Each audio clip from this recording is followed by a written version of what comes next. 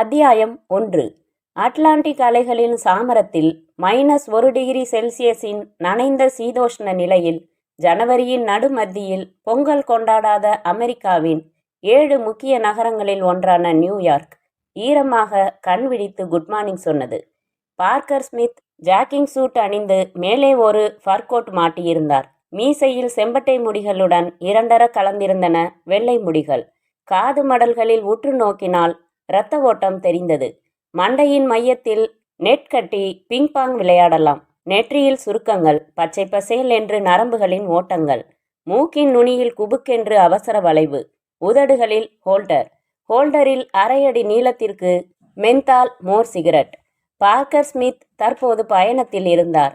உத்தியோகத்திலிருந்து போன மாதம் ஓய்வு பெற்ற போது அரசாங்கம் வழங்கிய இள மஞ்சள் நிற லைம்சைன் காரின் பின்சீட்டில் இருந்தார். கையில் அன்றைய தினத்தின் வால் ஸ்ட்ரீட் ஜர்னல். நேரம் வினாடி சுத்தமாய் மாறிக்கொண்டிருந்தது. கார் பிராட்வேயின் 100 கிலோமீட்டர் வேகக்காரர்களுக்கான பாதையில் குலுங்கலோ சினுங்கலோ இல்லாமல் விரைந்து கொண்டிருந்தது. வாஷிங்டன் லிங்கன் சிலைகளுக்கு ஹலோ சொல்லி தாண்டியது. 5வது அவென்யூவில் கட் செய்து தொடர்ந்து மேகத்திற்கு கிச்சு கிச்சு மூட்டிக்கொண்டிருந்த எம்பயர் ஸ்டேட் கட்டிடத்தை கழுத்து வலிக்க அண்ணாந்து பார்த்துவிட்டு அவென்யூ இறுதியில் சென்ட்ரல் பார்க்கில் வேகம் குறைந்து பார்க்கிங் ஸ்லாட் தேடியது. பார்க்கிங் அசிஸ்டன்ட் உதவியின் இடம் கிடைத்து நின்று கொண்டது. பார்க்கர் ஸ்மித் உள்ளே வந்தார். குழந்தைகள் குதிரை ஓட்டி கொண்டிருக்க பைக் வேயில் 3 இளைஞர்கள் தங்களுக்குள் பந்தயம் வைத்து கொண்டு பைக் ரேஸ் நடத்தி கொண்டிருந்தார்கள். மிருகக்காட்சி சாலை பக்கத்தில் காலை நேரம் என்பதால் கூட்டமே இல்லாமல் சிங்கமோ எதுவோ அடக்கமாக உருமிக் கொண்டிருந்தது. ஐஸ் ஸ்கேட்டிங் பகுதியில் நாளைக்கு துவங்கும் இன்டர்ஸ்டேட்ஸ் போட்டிகளில் பங்கு பெறும் புகழ்பெற்ற ஸ்கேட்டர்களின் புகைப்படங்களும் பெயர்களும் போர்டுகளில் டிஸ்பிளே செய்யப்பட்டிருந்தன. பார்க்கர் ஸ்மித் தன் வழக்கமான பூச்செடிகள் பார்டர் போட்ட வாக்கிங் செக்டார் வந்து ஓரமாக நின்றிருந்த கேபின்களில் ஒன்றை திறந்து தன் ஓவர்கோட்டை கலற்றி உள்ளே வைத்துவிட்டு தாள நயத்தோடு ஓட ஆரம்பித்தார். Hello mister Parker. பின்னாலேயே ஓடி வந்து அவருக்கு இணையாக ஓட ஆரம்பித்த அந்த இளம்பெண் கண்ணை மறைக்கும்படி முகத்தில் விழுந்த ஒரு கற்றை கோல்டன் சுருளை பின்னால் தள்ளிவிட்டு கொண்டு morning, how do you do என்றாள். Good morning, fine. என் நினைவு சக்தி பழுதடையாமல் இருக்கிறதென்றால் இன்றைக்கு நீ டல்லாஸில் இருக்க வேண்டியவள், சரிதானா மிஸ் ஆனி? சரிதான். நேற்று புறப்படுவதற்கு 2 மணி நேரங்கள் இருக்கும்போது நிகழ்ச்சிகள் ரத்தாகிவிட்டதாக செய்தி வந்தது. அடுத்த நிகழ்ச்சிக்கு இன்னும் 17 நாட்கள் இருக்கின்றன. அதுவரை சோம்பலாக நிமிடங்களை நிரப்பியாக வேண்டும். ஏன், உனக்கென்ன, நண்பர்களுக்கு பஞ்சமா? அப்படி இல்லை, உல்லாசமே கூட ஒரு எல்லையில் அழுத்து போவதுண்டே. எங்காவது வெளியூர் சென்று இந்த அமெரிக்காவில் நான் பார்க்காத ஊரை இனிமேல்தான் நிர்மாணிக்க வேண்டும். விடுங்கள், நியூ ஜெர்சியில் போய் மீன் பிடிக்க திட்டமிட்டுள்ளேன். என் 17 நாட்களை எப்படியும் கரைத்து விடலாம். உங்கள் திட்டம் என்ன? வேலையிலிருந்து விலகியாயிற்று. இனி முழுக்க முழுக்க ஓய்வுதானா? முடியுமா? அதுவும் என்னால். ஒரு தினத்தில் 17 மணி நேரங்கள் வேலை பார்த்தவன் நான். ஓய்வாவது இம்பாசிபிள். பின்னே, வாட்ஸ் யுவர் பிக் ஐடியா? கொஞ்சம் உட்கார்ந்து பேசலாமா? ஷியூர். புல்வெளியில் அமர்ந்தார்கள். மிஸ் ஆனி நியூ பார்க்கர் என்னும் பத்திரிகையின் விசேஷ நிருபர்களில் ஒருத்தி. லெக்சிங்டன் அவென்யூவில் வீடு, கார், போன், கரண்ட் எல்லாம் பத்திரிகை ஏற்றுக்கொள்கிறது. 2 தடவை திருமணங்கள், 2 தடவை விவாகரத்துகள். சொல்லுங்கள் என்றாள். ஒரு தனியார் ஸ்தாபனத்தில் அழைத்திருக்கிறார்கள். அரசாங்கத்தில் வேலை பார்த்துவிட்டு இப்போது தனியாரிடம் என்னும்போது உங்கள் தன்மானம் இடமளிக்கிறதா? தயக்கமாகத்தான் இருக்கிறது. அதனால்தான் பதில் சொல்ல 1 மாதம் அவகாசம் கேட்டிருக்கிறேன். மிஸ் ஆனி, எனக்கு பணம் நோக்கமில்லை. தேவைக்கு சற்று அதிகமாகவே சேமித்து வைத்திருக்கிறேன். என்னுடைய நேரங்கள் சுறுசுறுப்பாக, சம்பவங்கள் நிறைந்ததாக இருக்க வேண்டும் என்பதற்காகத்தான் இந்த யோசனை. உங்களுக்கு பத்திரிகை துறையில் ஆர்வம் இருக்கிறதா மிஸ்டர் பார்க்கர்? கொஞ்சம். எங்கள் நிறுவனத்துடன் உங்களுக்காக நான் பரிந்து பேச முடியும். போர்ட் லெவலில் இருவரை நன்றாக தெரியும் எனக்கு. முற்றிலும் புதிய துறை. ஆனால் நீங்கள் எதிர்பார்க்கும் சுறுசுறுப்பு இதில் உண்டு. பத்திரிகைகள் சம்பவங்களை ஏற்படுத்துவதில்லை, நடந்த சம்பவங்களை பொறுக்கி எடுத்து தருகின்றன, யூகம் சொல்கின்றன. அவற்றை விட அந்த சம்பவங்களையே உருவாக்குவதில் எவ்வளவு மூளைத்திறன் தேவைப்படும் என்பதை ஒப்புக்கொள்கிறாயா? அஃப்கோர்ஸ், பைலட்டாக பிறந்தவனை பால் பண்ணையில் தீவனம் எடுத்து வைக்க சொல்வது தப்புதான். இப்படி கூட சொல்லலாம் மிஸ் ஆனி. காட்டில் மரங்களை தூக்கி பழகின யானையை சர்க்கஸில் 2 காலில் நடந்து வர சொல்வது போலத்தான் இதுவும். நான் சொன்னது ஒரு யோசனைதான். தவறென்றால் வருத்தப்படுகிறேன். இல்லை, இல்லவே இல்லை. உன் அக்கறைக்கு நன்றி. புறப்படட்டுமா? பார்க்கர் ஸ்மித் எழுந்து கொண்டு, நியூ ஜெர்சிக்கு எப்போது பயணம்? இன்று மாலையில் அங்கே இருப்பேன். தொடர்பு விலாசம் இதோ. அவள் கொடுத்த விசிட்டிங் கார்டை வாங்கி கொண்டவர் நடப்பவர்கள் சங்கத்தின் கட்டிடத்திற்குள் இருந்த படிக்கும் அறைக்கு வந்தார். உதவியாளரிடம் சென்று லோட்டஸ் இந்தியன் எக்ஸ்பிரஸ் ப்ளீஸ் என்று கேட்டு வாங்கி கொண்டு ஜன்னல் ஓரமாக இருந்த ஒரு தனி நாற்காலியில் அமர்ந்து இலங்கை பிரச்சினை பற்றிய தலைப்புச் செய்தியை பொறுமையாக படிக்க ஆரம்பித்தார். பார்க்கர் ஸ்மித்திற்கு 20 வருடங்களுக்கு மேலாக இந்தியாவின் மேல் ஒரு ஈடுபாடு. காரணம், முதலில் இந்தியாவில் கிடைத்த ஒரு பேனா தோழன். இவர் அமெரிக்காவின் பெருமைகளை எழுத, அவன் இந்தியாவின் பண்பாடுகளை எழுத 7 வருட நட்புக்கு பிறகு ரெய்சாவுடன் ஆசிய டூர் அடித்தபோது இந்தியாவில் 7 நாட்கள் செலவழிக்கப்பட்டது. ரெய்சா மனைவி. நேரம் கிடைக்கும் போதெல்லாம் இந்திய பத்திரிகைகளை படிப்பதை ஒரு வழக்கமாக கொண்டிருந்த பார்க்கர் தற்சமயம் பார்த்து கொண்டிருந்தது எக்ஸ்பிரஸின் 7ஆம் பக்கம். பார்வையை ஓட்டிக்கொண்டே வந்த பார்க்கர் கட்டம் கட்டி வெளியிடப்பட்டிருந்த குறிப்பிட்ட அந்த செய்தியை கொஞ்சம் வியப்புடன் படித்தான். 12 வயது சிறுவன் சரவணகுமாரின் அதிசய சாதனை என்று ஆங்கிலத்தில் செய்தி ஆரம்பமாகியிருந்தது. முழுக்க படித்து முடித்தார். புருவங்களை ஒருமுறை உயர்த்திவிட்டு தாழ்த்தி கொண்டார். ரிமார்க்கபிள் என்று தனக்குள்ளேயே முணுமுணுத்து கொண்டார். அடுத்த பக்கத்திற்கு சென்றார். முழுக்க படித்ததும் திருப்பி கொடுத்துவிட்டு புறப்பட்டார். தன் காருக்கு நடந்தார். 1 நிமிடம் டிரைவருக்காக காத்திருந்தார். அவன் வந்ததும் பின் இருக்கையில் அமர்ந்து கொண்டு ஓரத்தில் இருந்த டெலிவிஷனை போட்டு சேனலை மாற்றி மாற்றி கார்ட்டூன் படம் ஓடிக்கொண்டிருந்த சேனலை அமைத்து கொண்டு சிகரெட் எடுத்து ஹோல்டரில் பொருத்தி பற்ற வைத்து கொண்டார். வெஸ்லி, குளிர் அதிகமாக இல்லை? காரோட்டி கொண்டே வெஸ்லி, என் தோல் கொஞ்சம் தாங்குகிறது. நேற்று காலை -2 வரை போயிருந்தது. வீட்டிற்கு தானே? ஆமாம். பின்புறம் அடுக்கியிருந்த புஸ்தகங்களில் அடையாள அட்டை துருத்தி கொண்டிருந்த புத்தகத்தை எடுத்தார் பார்க்கர் ஸ்மித். மாஸ்கோவில் வெளியிடப்பட்ட புத்தகம். தி CIA இன் த டார்க். விட்ட இடத்தில் இருந்து படிக்க ஆரம்பித்த அவரின் உதடுகள் இடியட்ஸ் என்று முணுமுணுத்தன. எந்த ராஜாவாவது தன் நாற்காலியை விட்டு கீழே இறங்க சம்மதிப்பானா? அதைப்போல சுப்ரீம் பவரில் இருந்து விட்டு கொடுக்கும் சமாச்சாரத்தை எப்படி எதிர்பார்க்கிறார்கள்? அந்த பவரை நிலைநாட்டிக் கொள்ள சில ட்ரிக்ஸ் செய்யத்தான் வேண்டியுள்ளது. இது தவிர்க்க முடியாதது. என் நிறுவனம் தன் தாய் நாட்டிற்காக உழைக்கிறது. அதற்கு தன் சொந்த நாட்டின் வளர்ச்சியும் செல்வாக்கும் தான் முக்கியம். யானை நடக்கும்போது பாதங்களின் அடியில் சில இலைகளும் பூக்களும் நசுங்கத்தான் செய்யும். அதற்கு என்ன செய்ய முடியும்? தன் நிறுவனத்தை திட்டி எழுதப்பட்டிருந்த ரஷ்ய எழுத்தாளர்களின் கட்டுரைகளை படிக்க படிக்க மனம் குமுறினார் பார்க்கர் ஸ்மித். ஹட்சன் நதியோரமாயிருந்த பிராங்க்லின் தெரு வந்து 14 மாடிகள் கொண்ட தனது அபார்ட்மெண்ட்டின் கார் பார்க்கிங்கில் இறங்கி கொண்ட பார்க்கர் ஸ்மித் லிஃப்டை அடையும் முன் ஸ்டோர்ஸில் மென்தால் சிகரெட் வாங்கி கொண்டார். 7வது மாடியில் வெளிப்பட்டு தன் வீட்டிற்கு வந்து காலிங் பெல்லை தொட்டார். கதவை திறந்தால் ரெய்சா. ஏராளமாய் இருந்தாள். உங்களுக்கு ஒரு ஃபோன் வந்தது. கோட்டை வாங்கி கொண்டாள். யார்? பிலடெல்பியாவில் இருந்து ஜோ அண்ட் ஜோ என்றார்கள். என்ன நிறுவனம் என்பது தெரியவில்லை. ஜோ அண்ட் ஜோ ஒரு பிரபலமான துப்பறியும் ஸ்தாபனம் ரெய்சா. அப்படியா? நீங்கள் வந்ததும் போனில் தொடர்பு கொள்ள சொன்னார்கள். இவர்களுக்குத்தான் 1 மாதம் அவகாசம் கேட்டிருந்தீர்களா? இல்லை, அது சின்னாட்டியில் உள்ள வேறு ஒரு ஸ்தாபனம். இவர்கள் எதற்காக அழைத்திருக்கிறார்கள் என்பது புரியவில்லை. பார்க்கர் ஸ்மித் தனது தனியறை வந்து தொலைபேசிக்கு அருகில் இருந்த உயரமான ஸ்டூலில் அமர்ந்து ரெய்சா எழுதி வைத்திருந்த குறிப்பை பார்த்தார். Contact immediately Joe and Joe, Philadelphia, number 473-2612, person mister Brody James. ரிசீவரை எடுத்து எண்களை தொட்டு, மிஸ்டர் ப்ரூடி ஜேம்ஸ் ப்ளீஸ், நான் நியூயார்க்கிலிருந்து பார்க்கர் பேசுகிறேன். 10 வினாடிகள் ப்ளீஸ் என்றான் எவனோ. 8வது வினாடியில், good morning mister Parker Smith, நான் ஜேம்ஸ், ஜோ அண்ட் ஜோ நிறுவனத்தின் தலைமை செக்ரட்டரி. எங்கள் நிறுவனத்தை பற்றி நீங்கள் கேள்விப்பட்டிருக்க வேண்டும். தெரியும். சென்ற வருடம் ஐரோப்பிய நாடுகளில் ஒன்றில் பெரிய ஊழலை கண்டுபிடித்து ஆதாரங்களுடன் ஒப்படைத்து ஆட்சி மாற்றத்திற்கே வழிவகுத்த பிரபல நிறுவனத்தை தெரியாமல் இருக்க முடியுமா? வெல், நேரடியாக வருவதென்றால் தாங்கள் எங்களுடன் இணைந்தால் எங்கள் பலம் அதிகரிக்கும் என்று கருதுகிறோம். இது தொடர்பாக நேரில் பேச விரும்புகிறோம். நான் இன்னும் தீர்மானிக்கவில்லை மிஸ்டர் ப்ரூடி. நம் சந்திப்புக்கு பிறகு உங்களுக்கு நாங்கள் செய்து தர தயாராயிருக்கும் சௌகரியங்களை அறிந்த பிறகு தீர்மானத்திற்கு வந்தால் போதும். சரி, சந்திக்கலாம். எங்கே, எப்போது, யாரை? இன்று மாலை பிலடெல்பியாவில் ஹஃப்ராங்கலின் பிளாசா ஹோட்டலுக்கு 5 மணிக்கு வர தங்களுக்கு சௌகரியப்படுமா மிஸ்டர் பார்க்கர்? வருகிறேன். வெல், நானும் நிறுவனத்தின் செகண்ட் டைரக்டர் மிஸ்டர் அலன் மார்ட்டினும் ஹோட்டலின் முதல் பாரில் உங்களுக்காக காத்திருக்கிறோம். வர சம்மதித்தமைக்கு நன்றி. போனை வைத்துவிட்டு சில நிமிடங்கள் சிந்தனையில் இருந்தார் பார்க்கர். அமெரிக்காவின் தலைசிறந்த தனியார் துப்பறியும் ஸ்தாபனங்களில் ஒன்று ஜோ அண்ட் ஜோ மிக பிரபலம். சின்சினாட்டியில் இருந்து வந்திருக்கும் கடித அழைப்பையும் இதையும் ஒப்பிடவே முடியாது. இது ஒரு பேங்கின் நகரத்து தலைமை அலுவலகம் என்றால் அது கிராமத்தில் எண்ணிக்கைக்காக துவங்கப்பட்ட சின்ன கிளைதான். ஜோ அண்ட் ஜோவில் சாமர்த்தியங்களுக்கும் சாகசங்களுக்கும் 100% வாய்ப்புகள் உண்டு. பெரிய நிறுவனம், தன் ஊழியர்களை செனட் உறுப்பினர்களைப் போல தாங்கும் நிறுவனம். மாலை சந்திப்பின் போது அவர்கள் சொல்லும் விவரங்களுக்கெல்லாம் கண்ணை மூடிக்கொண்டு தாராளமாக WS சொல்லலாம். Dear, your breakfast is ready என்றாள் ரெய்சா. பார்க்கர் ஸ்மித் இப்போதே தீர்மானத்திற்கு வந்திருந்தார். இன்டர்காம் எடுத்து கீழே பார்க்கிங் பகுதிக்கு அருகில் ஓய்வறையில் இருந்த தன் டிரைவரை தொடர்பு கொண்டு, வெஸ்லி, இன்றைக்கு டிராஃபிக் எப்படி இருக்கிறது? மாலை 5 மணிக்கு பிலடெல்பியாவில் இருக்க வேண்டும். நான் எத்தனை மணிக்கு புறப்படலாம்?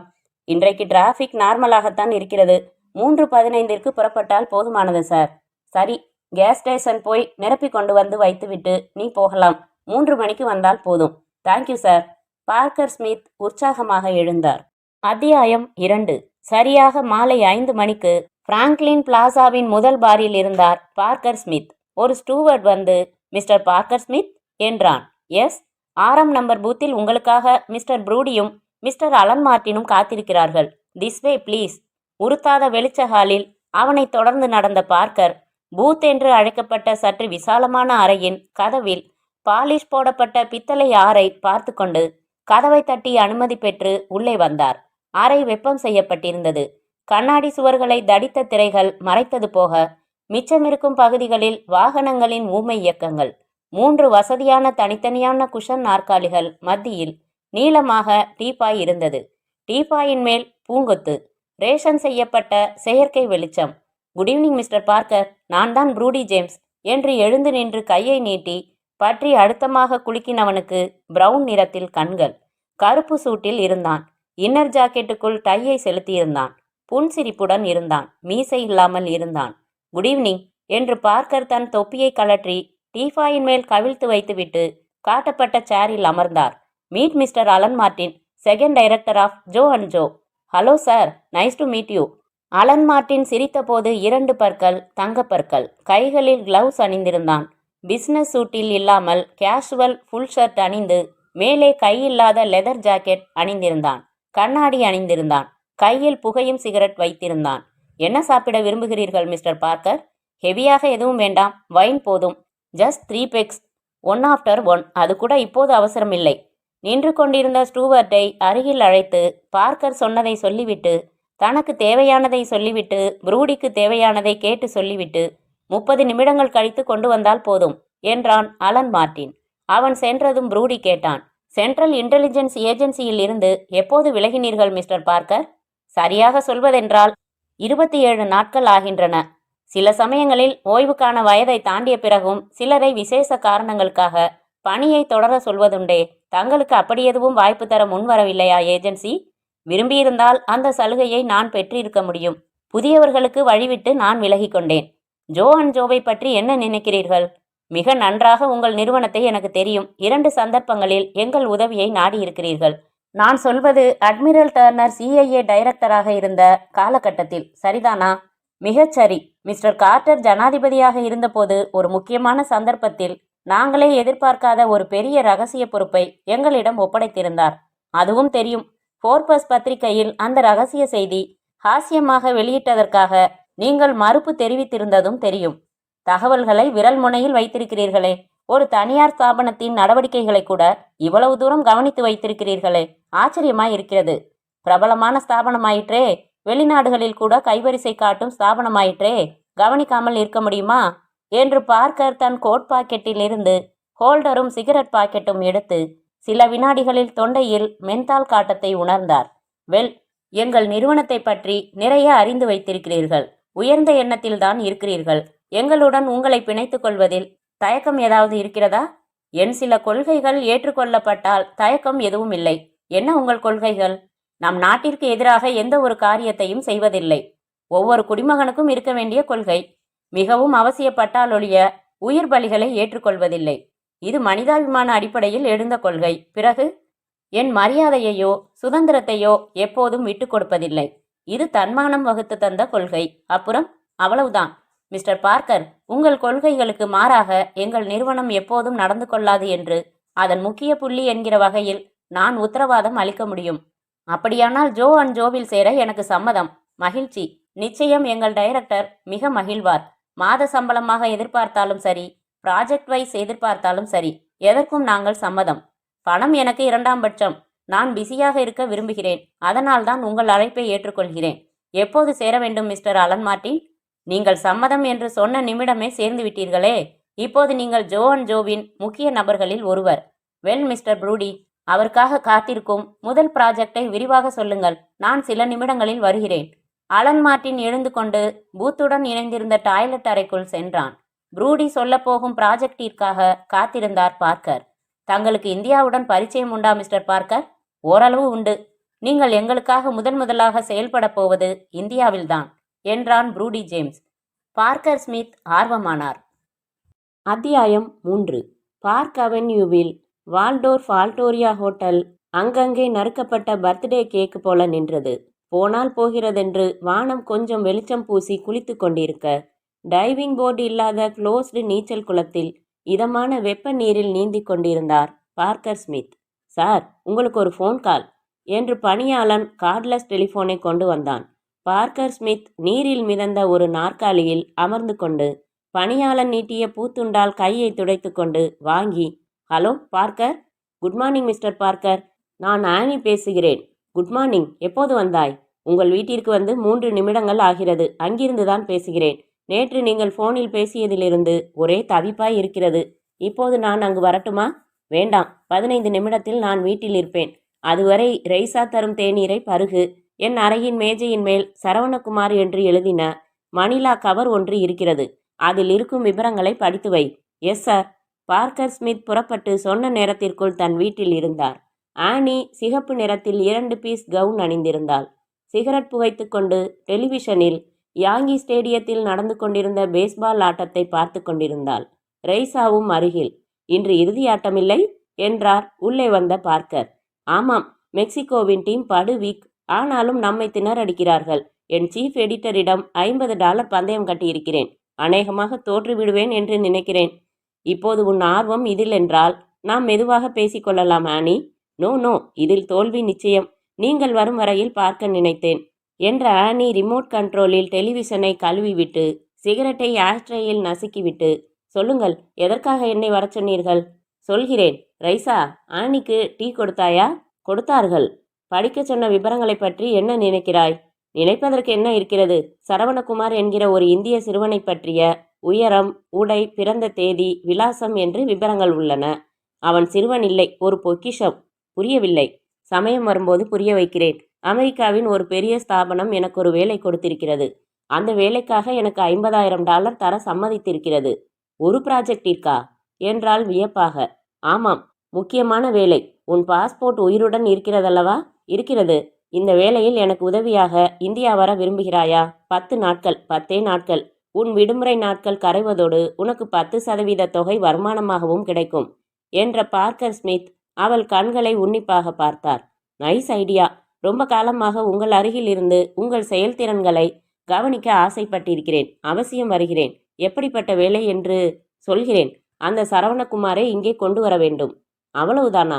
சிம்பிளாக தெரிகிறதே. இங்கே என்றால் அமெரிக்காவுக்கு தானே? ஆமாம். ஆனால் இது நீ நினைப்பது போல சுலபமான வேலை இல்லை. அவன் இங்கே வரப்போவது இந்தியாவுக்கும் தெரியக்கூடாது, அமெரிக்க அரசாங்கத்திற்கும் தெரியக்கூடாது. அதெப்படி முடியும்? முடிய வேண்டும். பார்க்கர் ஸ்மித் முடியாது என்று எதற்குமே சொன்னதில்லை. ஆனி, தனியார் நிறுவனம் என்பதால் அரசாங்கத்திற்கு தெரியக்கூடாது என்று அவர்கள் விரும்புவதில் நியாயம் இருக்கிறது. இது ஒரு சவால் போல எனக்கு பட்டதால் நான் ஏற்றுக்கொண்டேன். இது பரிபூர்ண ரகசிய திட்டம். ஒரு வகையில் குற்றமே. ஆனால் நமக்கு டாலர்களை அள்ளி கொடுக்கும் நிறுவனத்தின் வளர்ச்சிக்காக செய்யப்படும் குற்றம். இதில் துரோகம் எதுவும் இல்லை, உயிர்வதை எதுவும் இல்லை. வைரக்கல்லை கூழாங்கல்லாக பாவித்து கொண்டிருப்பவர்களுக்கு அதன் மதிப்பு தெரிய வாய்ப்பில்லை. அதன் மதிப்பை தெரிந்தவர்கள் அடைய நினைப்பது இயற்கை. உபயோகம் தெரிந்தவர்கள் உபயோகிப்பது தப்பில்லை. முன் சொன்ன உதாரணம்தான் நினைவுக்கு வருகிறது. பலம் பொருந்தின யானையை சர்க்கஸ் கூடாரத்தில் இருந்து மீட்டு பெரிய வேலைகளை ஒப்படைக்கப் போகிறார்கள். நாம் செய்யும் வேலை அந்த மீட்பு வேலைதான். பாதி புரிகிறது, பாதி புரியவில்லை. என்றாலும் உதவியாக இருக்கப் போகும் இந்த 10 நாட்கள் எனக்கு நிறைய புதிய அனுபவங்களை தரப்போகின்றன என்னும் நம்பிக்கையில் நான் மகிழ்ச்சியுடன் ஒப்புக்கொள்கிறேன். இது ரகசியமான திட்டம் என்பதை சொல்லிவிட்டேன். ஆகவே ரகசியத்தை எப்படி காப்பாற்ற வேண்டும் என்று சொல்ல தேவையில்லை என்று நினைக்கிறேன். தேவையில்லை. வற்புறுத்தி என்னிடம் விஷயம் வரவழைக்கப்படும் சூழ்நிலையில் என் ஆவிதான் பதில் சொல்லும். எப்போது புறப்பட வேண்டும்? அநேகமாக நாளை மறுநாள். நாளை உறுதி செய்கிறேன். இந்தியாவில் எங்கே தங்குகிறோம்? தமிழ்நாடு என்னும் மாநிலத்தில், அதன் தலைநகர் சென்னையில் என்றார் பார்க்கர் ஸ்மித். அத்தியாயம் 4. Over to India. ஜிப்பா அணிந்த ஜீவானந்தம் போனில் மிளகாயை தொட்டுக்கொண்டு பேசிக்கொண்டிருந்தார். நோ, யாரை கேட்டுக்கிட்டு அச்சடிச்சிங்க? மாஸ்டர் சரவணகுமாரை கேட்டோம் சார். மாஸ்டர்? அவனுக்கு என்னையா தெரியும்? சின்ன பையன், 6 அடி 3 அங்குலத்துல கல்லு மாதிரி ஒரு அப்பன் நான் இருக்கேன். நீங்க என்னத்தான் கேட்கணும்? சாரி சார், இப்ப கேட்குறோம். அவரை அனுப்பி வைங்க. முடியாது, எனக்கு இஷ்டம் இல்லை. இதில் டிக்கெட்ஸ் எல்லாம் வித்தாச்சு சார். ப்ரோக்ராமை கேன்சல் செஞ்சால் ஆடிட்டோரியத்தை 2 ஆக்கிடுவாங்க. மிஸ்டர், இது என் ப்ரெஸ்டீஜ் சம்மந்தப்பட்ட விஷயம். அவனுக்கு புத்தி சரியில்லை. வைத்தியம் பண்ண போகிறோம். நான் 15 நாள் வெளிநாடு போயிருந்த சந்தர்ப்பத்தில் அவன் தெரியாதனமா ரோட்டரி கிளப் நிகழ்ச்சியில் கலந்துக்கிட்டான். நான் இருந்திருந்தா அனுமதிச்சிருக்க மாட்டேன். அதுதான் அவனோட முதல் நிகழ்ச்சியும் கடைசி நிகழ்ச்சியும். சார், அப்படியெல்லாம் சொல்லாதீங்க. 5000 பேசி 2000 அட்வான்ஸ் கூட கொடுத்துட்டு வந்தேன். மை காட், அது வேற நடந்திருக்கா? என்னோட பேருக்கும் அந்தஸ்துக்கும் தேவைதானா இதெல்லாம்? லுக் மிஸ்டர் என்ன நாராயணன்? லக்ஷ்மி நாராயணன். மிஸ்டர் லக்ஷ்மி நாராயணன். தெருக்கூத்தாடி மாதிரி என் பையன் நிகழ்ச்சி நடத்தி சம்பாதிக்கணுங்கிற அவசியம் இல்லை. ஹோட்டல்ஸில் நான் கொடுக்குற டிப்ஸு செலவே மாதம் 5000 தாண்டும். புரிஞ்சுதா? புரியுது சார். ஆனால் இது நீங்கள் நினைக்கிற மாதிரி மேஜிக் ஷோ இல்லை சார். உங்கள் பையன் ஒரு அபூர்வ பிறவி. தெய்வ கடாட்சம் பெற்றவன். அற்புதமான கலை சார் இந்த தசாவதானம். அதுக்கும் ஒரு படி மேலே போய் உங்கள் பையன் செய்கிற அந்த விசேஷ நிகழ்ச்சி. இந்த கதையெல்லாம் வேணாம். உங்கள் சங்கத்தோட மாநில மாநாட்டில் என் பையன் எந்த நிகழ்ச்சியும் கொடுக்கறதா இல்லை. நீங்கள் கொடுத்த பணத்தை நேரில் வந்து கலெக்ட் செஞ்சுக்கலாம். ஓகே? என்ன சார், உங்களோட பெரிய பிரச்சனையாக போச்சு. இன்னும் 2 நாளில் நிகழ்ச்சி. இப்போ இப்படி சொன்னால் எப்படி? நான் நேரில் வரேன். நேரில் வந்தாலும் இதான் சொல்வேன். கோவப்படாமல் நிதானமாக எங்கள் சங்கடத்தையும் யோசிங்க.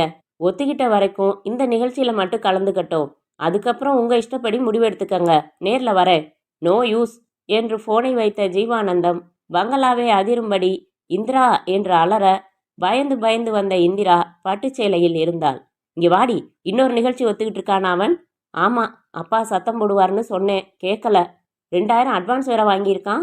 அவன் எதுவுமே கேட்கல. பணமே வேணாம்னு தான் சொன்னான். அவங்க தான் வற்புறுத்தி என்கிட்ட கொடுத்துட்டு போனாங்க. சரி, வர்றதை எதுக்கு விடணும்னு அரைஞ்சனா பல்லு அத்தனையும் கலண்டுடும். அறிவு இருக்கா அவனுக்கு? ஜீவானந்தம் பிள்ளை மேடையா நின்று மேஜிக் வேலை செய்கிறது நல்லா இருக்கா? அது மேஜிக் இல்லைங்க. அது என்ன இழவோ. இது எனக்கு பிடிக்கல. நாளைக்கு அவன் கலந்துக்க கூடாது. அந்த பயலுக்கு அற்புத சக்தியும் இல்லை, ஒரு மண்ணும் இல்லை. புத்தி பிசகி இருக்கு லேசா. சைக்கியாட்ரிஸ்டுக்கிட்ட அப்பாயின்மெண்ட் வாங்கியிருக்கேன். எங்க அவன்? கூப்பிடு. ரூம்ல பிராக்டிஸ் பண்ணிக்கிட்டு இருக்கான். தொந்தரவு பண்ண வேணான்னு சொன்னான். அடி செருப்பால. அப்பா கூப்பிடுறேன், தொந்தரவாது.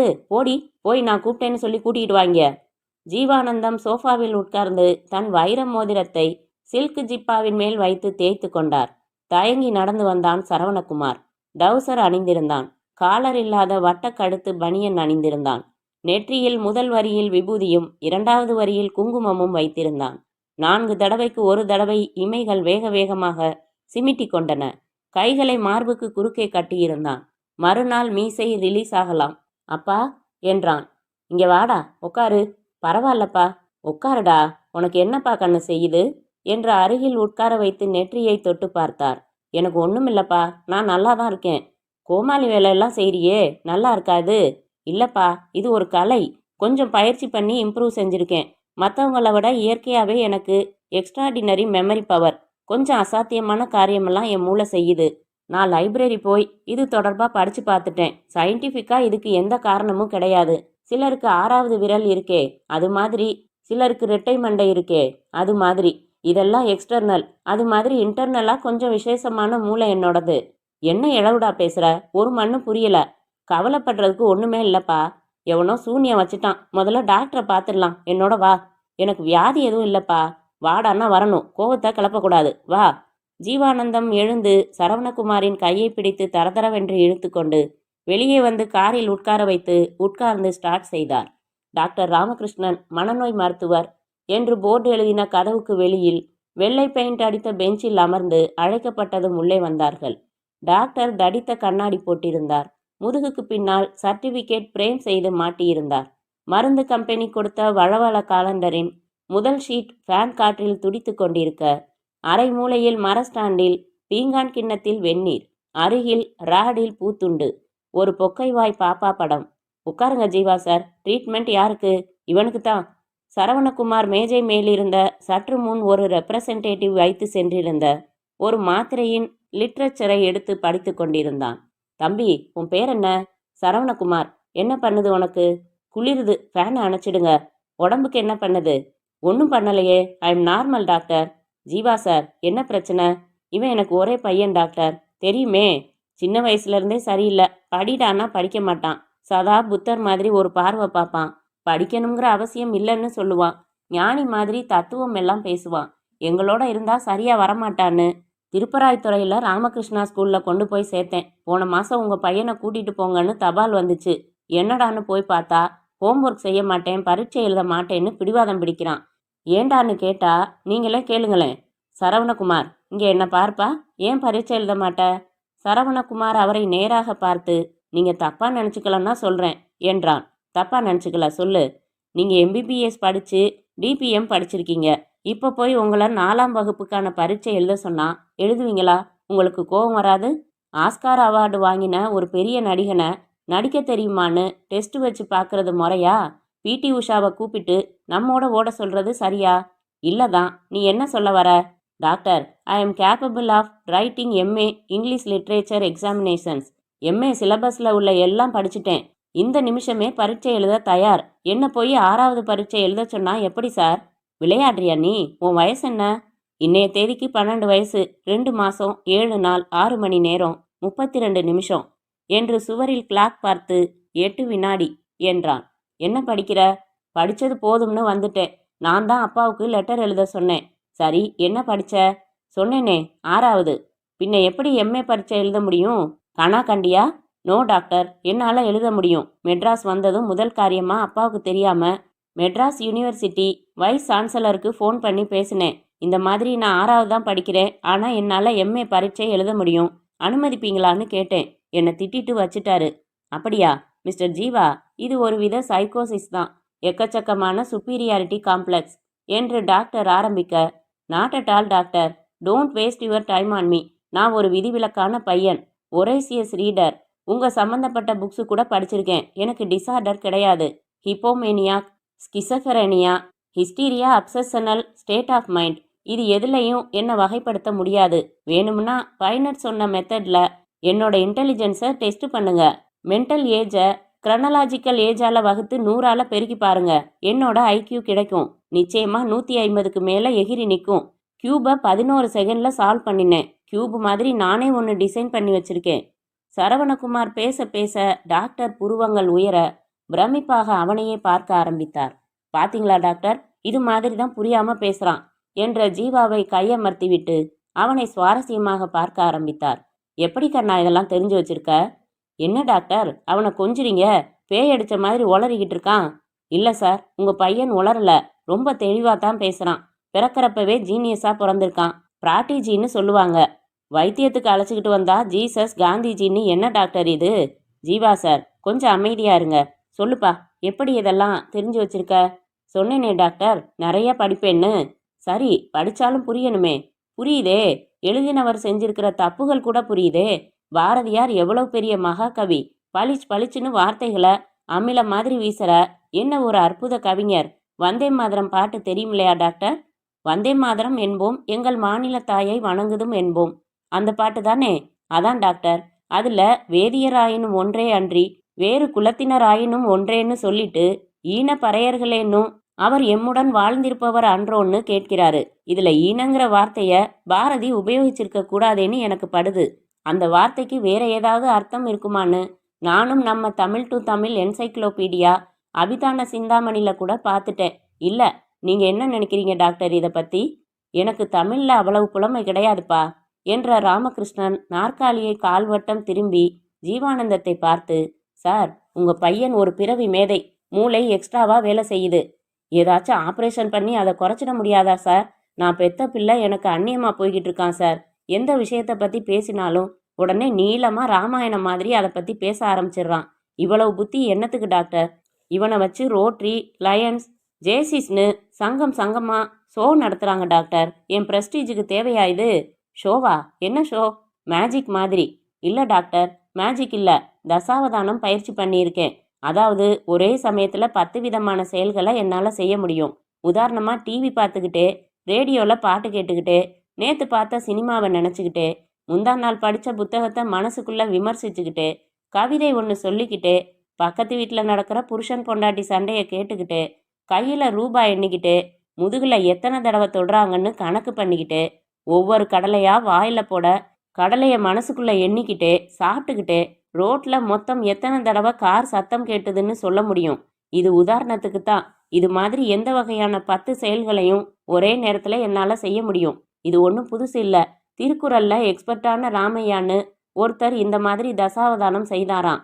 1330 குறள்ல எந்த குறளோட முதல் வார்த்தையோ கடைசி வார்த்தையோ நடுவுல வர்ற ஒரு வார்த்தையோ சொன்னா போதும், கடகடன்னு குறளை சொல்லுவாராம். அவர் இப்ப இல்ல. இப்ப கணித மேதை சகுந்தலா இல்லையா? கம்ப்யூட்டரை விட சீக்கிரத்துல எந்த கணக்கும் போடுவாங்களே. அது மாதிரி இதை ஒரு தனி திறமையா எடுத்துக்காம எங்க அப்பா எனக்கு ஏதோ ஆயிடுச்சுன்னு நினைக்கிறாரு. நீங்க தான் அவருக்கு எடுத்து சொல்லணும். ஏண்டா படவா, உன்னை சரி பண்ண அழைச்சிட்டு வந்தா எனக்கே எடுத்து சொல்ல சொல்றியா? இருங்க மிஸ்டர் ஜீவானந்தம், கோவப்படாதீங்க. உங்க பையனுக்கு எந்த வியாதியும் இல்ல, பேய் அடிக்கவும் இல்ல, பில்லி சூனியமும் இல்ல. நான் நம்ப மாட்டேன். இவனை தரோவா செக் பண்ணுங்க, ரத்தம் எடுத்து பாருங்க, மண்டைய எக்ஸ்ரே எடுத்து பாருங்க, எங்கேயோ தப்பா இருக்கு. சரவணகுமார், எனக்கு புரியுது. உங்க அப்பாவுக்காக உன்னை ரொட்டீன் செக்கப் செஞ்சிடுறேனே, இப்படி வா.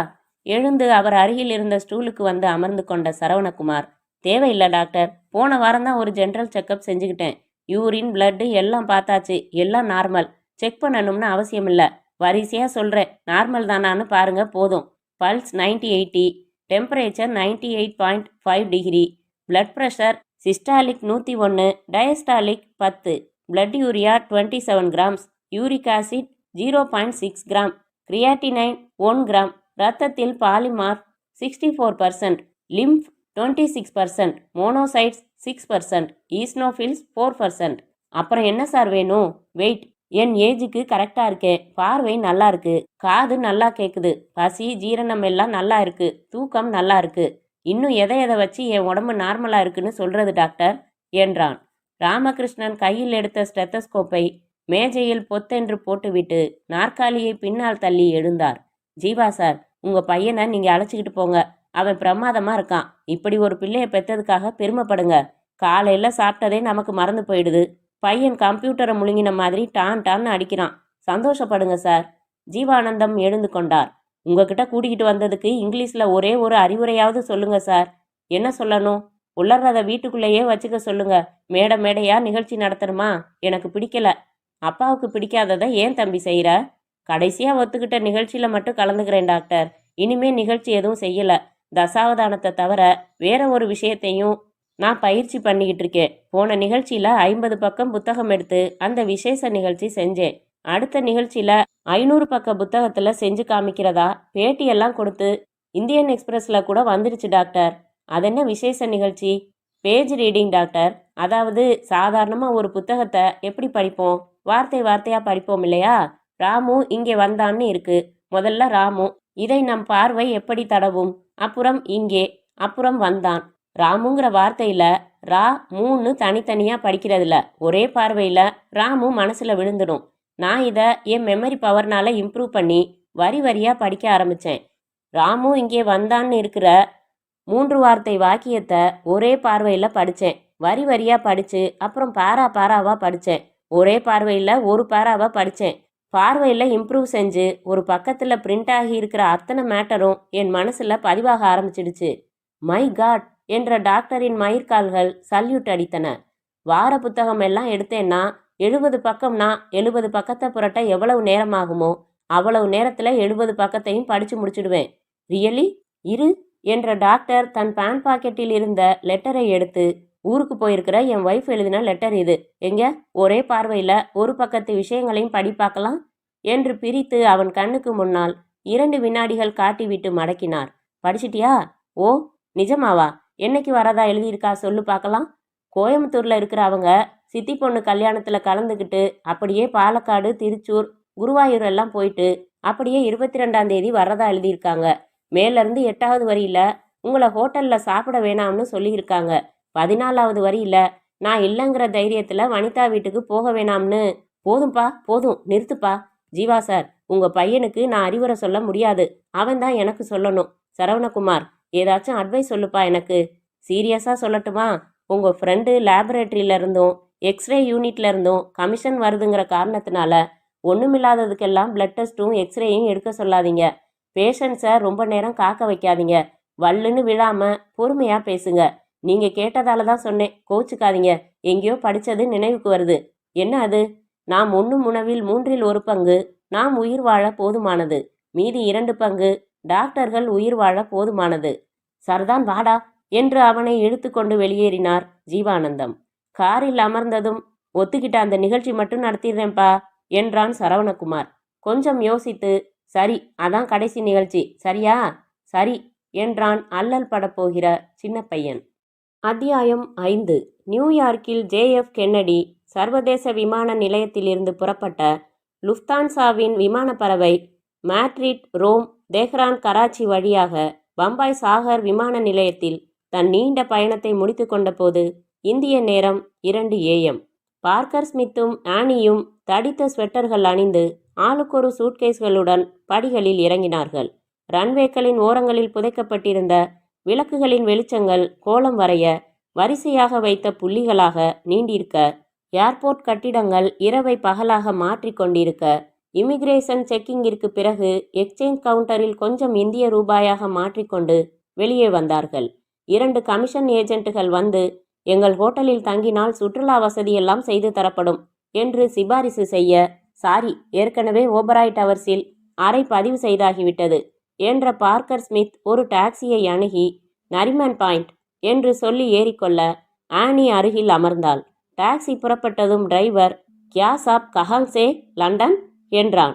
எனக்கு இந்தி தெரியாது, நாங்கள் நியூயார்க்கிலிருந்து வருகிறோம் என்றார் பார்க்கர் ஸ்மித் ஆங்கிலத்தில்.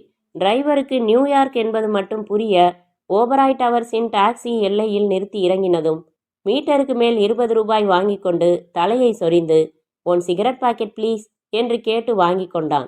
பதிவு செய்யப்பட்டிருந்த தங்கள் அறைக்கு வந்ததும், இந்தியாவுக்கு இது நன்றாக குரட்டை விடும் நேரம், எனக்கு பயண களைப்பு கூட இல்லை. மதியம் 1:30 மணிக்குத்தான் சென்னைக்கான விமானம். அதுவரையில் என்ன செய்யலாம்? உனக்கு களைப்பாக இருக்கிறதா அனி என்றார் பார்க்கர் ஸ்மித். இல்லை, ஆனால் வெதுவெதுப்பாக குளித்தால் பரவாயில்லை என்று தோன்றுகிறது. செய், வந்ததும் போனில் தொடர்பு கொள்வதாக என் நண்பனுக்கு சொல்லியிருந்தேன், பேசிவிடுகிறேன். ஆனி தன் நெற்றியில் கூந்தல் பறக்காமல் இருக்க கட்டியிருந்த வர்ண எலாஸ்டிக் கயிற்றை கலற்றிவிட்டு சூட்கேஸ் திறந்து டாய்லெட் பாக்ஸ் எடுத்துக்கொண்டு இணைந்த குளியல் அறைக்குள் சென்றாள். பார்க்கர் ஸ்மித் ஃபோன் எடுத்து, சென்னைக்கு ஒரு எஸ்டிடி கால் தொடர்பு வேண்டும், நம்பர் 431906, லைனில் இருக்கட்டுமா? நல்லது, இருக்கிறேன். சில வினாடிகளில் குறிப்பிட்ட அந்த எண்ணில் ரிங் போய்க் கொண்டிருப்பதை இவரே கேட்டார். அதன் பிடிவாதமான 12வது ரிங்கில் எடுக்கப்பட்டு, யார் யாது நேரங்காலம் தெரியாம என்று பெண் குரல். எக்ஸ்கியூஸ் மீ, மிஸ்டர் கண்ணபிரானுடன் பேச வேண்டும். எனக்கு இங்கிலீஷ் வராதுங்களே, கண்ணபிரான் மட்டும் புரியுது. Yes Kannabiran please. Mister Englishman, Kannabiran களைச்சு போய் தூங்கிங், தொந்தரவு நோ. நீ காலையில், அட என்ன இளவுடா இது, நீ குட் மார்னிங்கில் ஃபோன் பண்ணு. மேடம், மிக அர்ஜென்ட்டாக நான் பேச வேண்டும். அப்படி என்ன அர்ஜென்ட்டு? நல்ல அரை பாட்டில் ஏற்றிக்கிட்டு கவுந்து படுத்து தூங்குறாரியா? வேட்டி கூட இல்லாமன்னா கேட்க மாட்டேங்கிறியே. இரு, உசுப்பி பார்க்குறேன். சாரே, யாரோ அர்ஜென்ட்டாக பேசணுமா, தமிழ் தெரியாது போலிருக்கு. குட் மார்னிங்கில் பேசுடான்னா கேட்க மாட்டேங்கிறான். சில வினாடிகள் கழித்து, ஹலோ, யாரது என்ற ஆண் குரல். கண்ணபிரானா, நான் பார்க்கர் ஸ்மித். ஹலோ, நீதானா? வென்கம். ஓபராய் டவர்ஸ் ஹோட்டலுக்கு வந்து 5 நிமிடம்தான் ஆகிறது. சந்தோஷம், very happy. Madras flight tickets ரிசப்ஷனில் 10 மணிக்கு கொடுப்பாங்க. 10 o'clock கிவ்வு. 1:45க்கு பாம்பேல ஸ்டார்ட்டு. இங்கே மெட்ராஸுக்கு 3:25க்கு கம்மிங். Ambassador number TTO 1688. வந்து சேர், நேரில் பேசலாம். கூட யார் வந்திருக்கா? வாட்? உன்னோட அலாங் வித் ஹூ கம்மிங்? என் உதவியாளர் மிஸ் ஆனி. குட்டி ஷோக்கா இருப்பாளா? வாட்? நீ வேற நடுராத்திரியில் வாட்டுன்னு ஞாபகப்படுத்தாதையா. வாட்?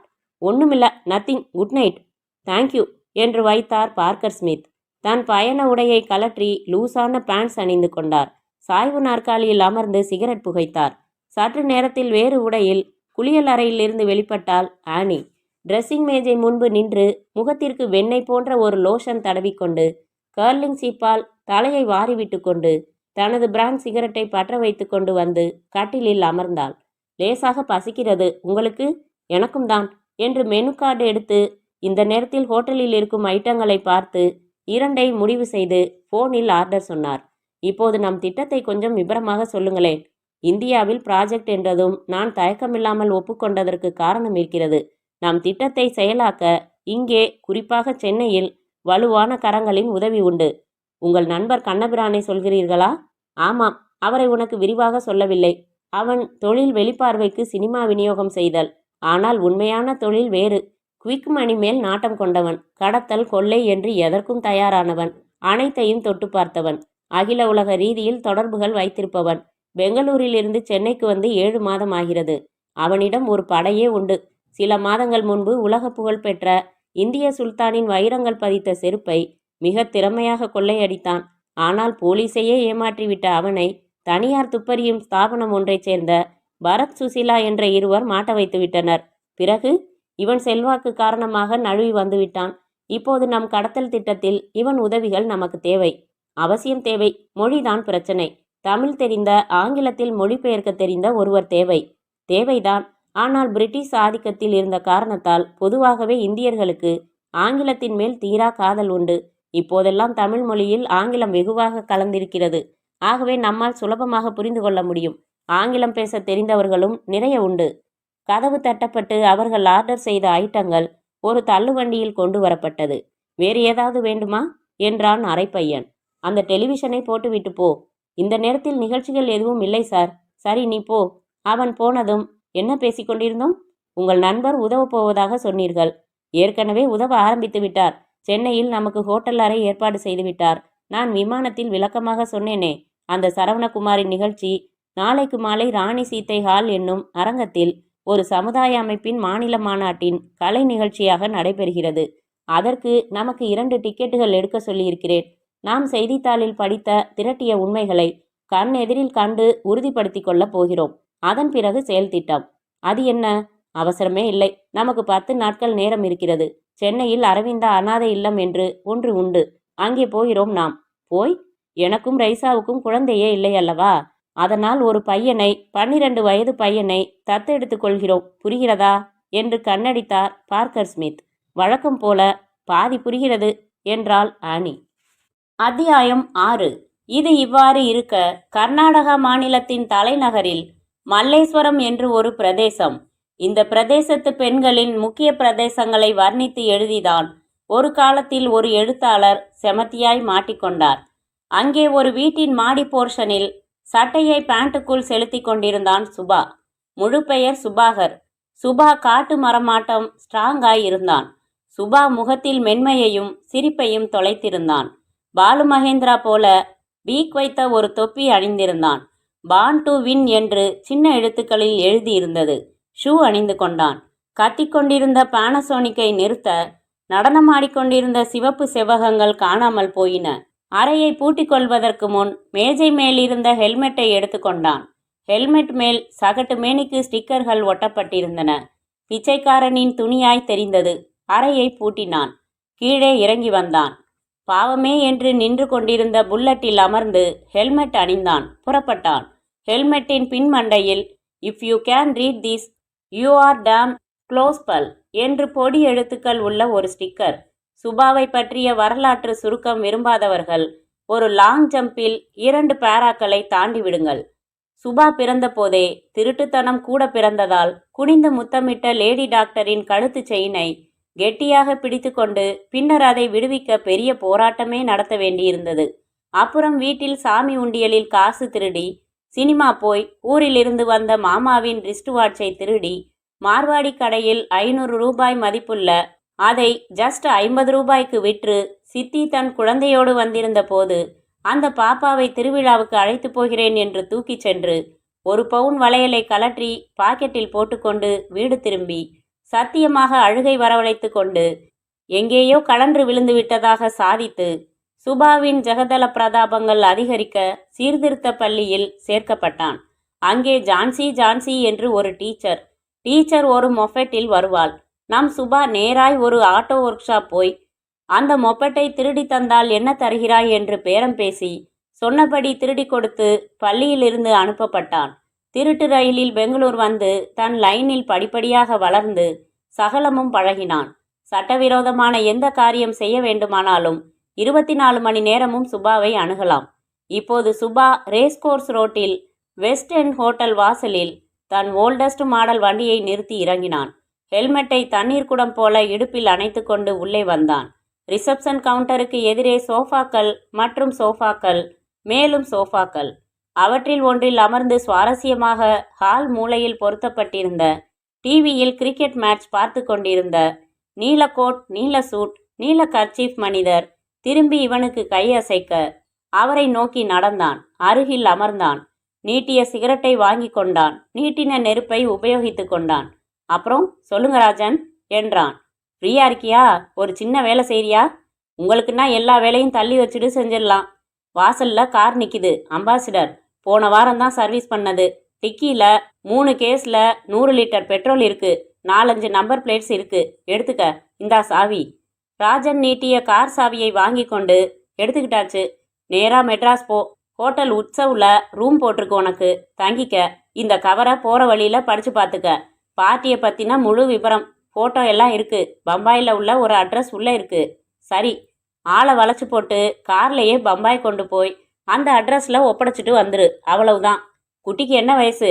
குட்டி இல்ல, பையன். 12 வயசு பையன். என்னது, பொடியனா? எதுக்கு? அந்த கேள்விக்கு பதில் உனக்கும் தேவையில்லாதது, எனக்கும் தேவையில்லாதது.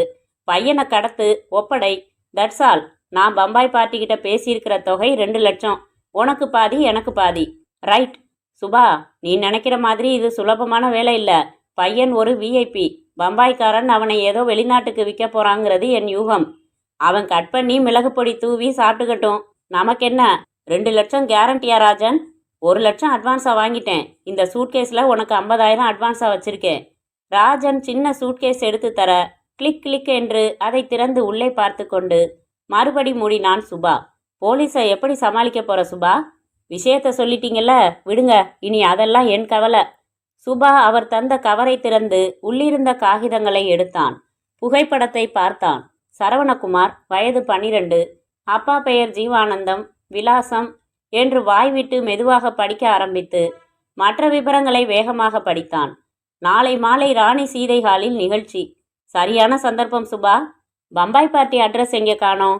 ராஜன் கவரை வாங்கி தேடிவிட்டு பிறகு தன் கோட் பாக்கெட்டில் தேடி, சாரி, இதோ இருக்கு என்று 4 மடக்கின காகிதம் கொடுத்தார். கிஷன் சந்த். ஓ, சேட்டா. 4 ஃபோன் நம்பர்ஸ் இருக்கு. Very good. காரியம் முடிஞ்சதும் நான் கிஷன் சந்துக்கு ஒரு ஃபோன் அடித்து எங்கே ஒப்படைக்கணும்னு கேட்டுக்கிட்டு புறப்பட்டு அங்கே ஒப்படைச்சிடுறேன். ஒப்படைச்சதும் பம்பாயிலேருந்து உங்களுக்கு ஃபோன் அடிக்கிறேன். மிச்ச பணத்தை வாங்கிக்கிறேன். எஸ், வாங்கிக்கிறேன். கார்லேயே புறப்பட்டு வந்துடுறேன். வேணாம், வந்த விலைக்கு அங்கேயே விற்றுட்டு ஃப்ளைட்டில் வா, இல்லை ரயிலில் வா. நல்ல ஐடியா. எப்போ புறப்படுற? இதோ இப்போவே. பைக்கை கொண்டு போய் வீட்டில் போட்டுட்டு 2 செட்டு ட்ரெஸ் எடுத்து வச்சுக்கிட்டு ஆட்டோவில் இங்கே வந்து காரை எடுத்துக்கிறேன் என்று சுபா எழ ராஜனும் எழுந்தார். ராஜன் உடனே விருட்டென்று வெளியேறி ஆட்டோவில் ஏறிக்கொண்டு போனதும் சுபா ரிசப்ஷன் கவுண்டரில் பணம் டெபாசிட் செய்து சென்னைக்கு எஸ்டிடி கால் சுழற்றி, ஹலோ செல்வம், சௌக்கியமா? வீடு காலியா இருக்கா? இல்லை, பொண்டாட்டி இருக்கா. போனை வச்ச உடனே வீட்டுக்கு போய் மூட்டை கட்டி அம்மா வீட்டுக்கு அனுப்பிடு. 1 வாரம் கழிச்சு வர சொல்லு. இடம் வேணும் எனக்கு. மெட்ராஸில் இல்லாத ஹோட்டலா? எனக்கு தெரியாதா அது?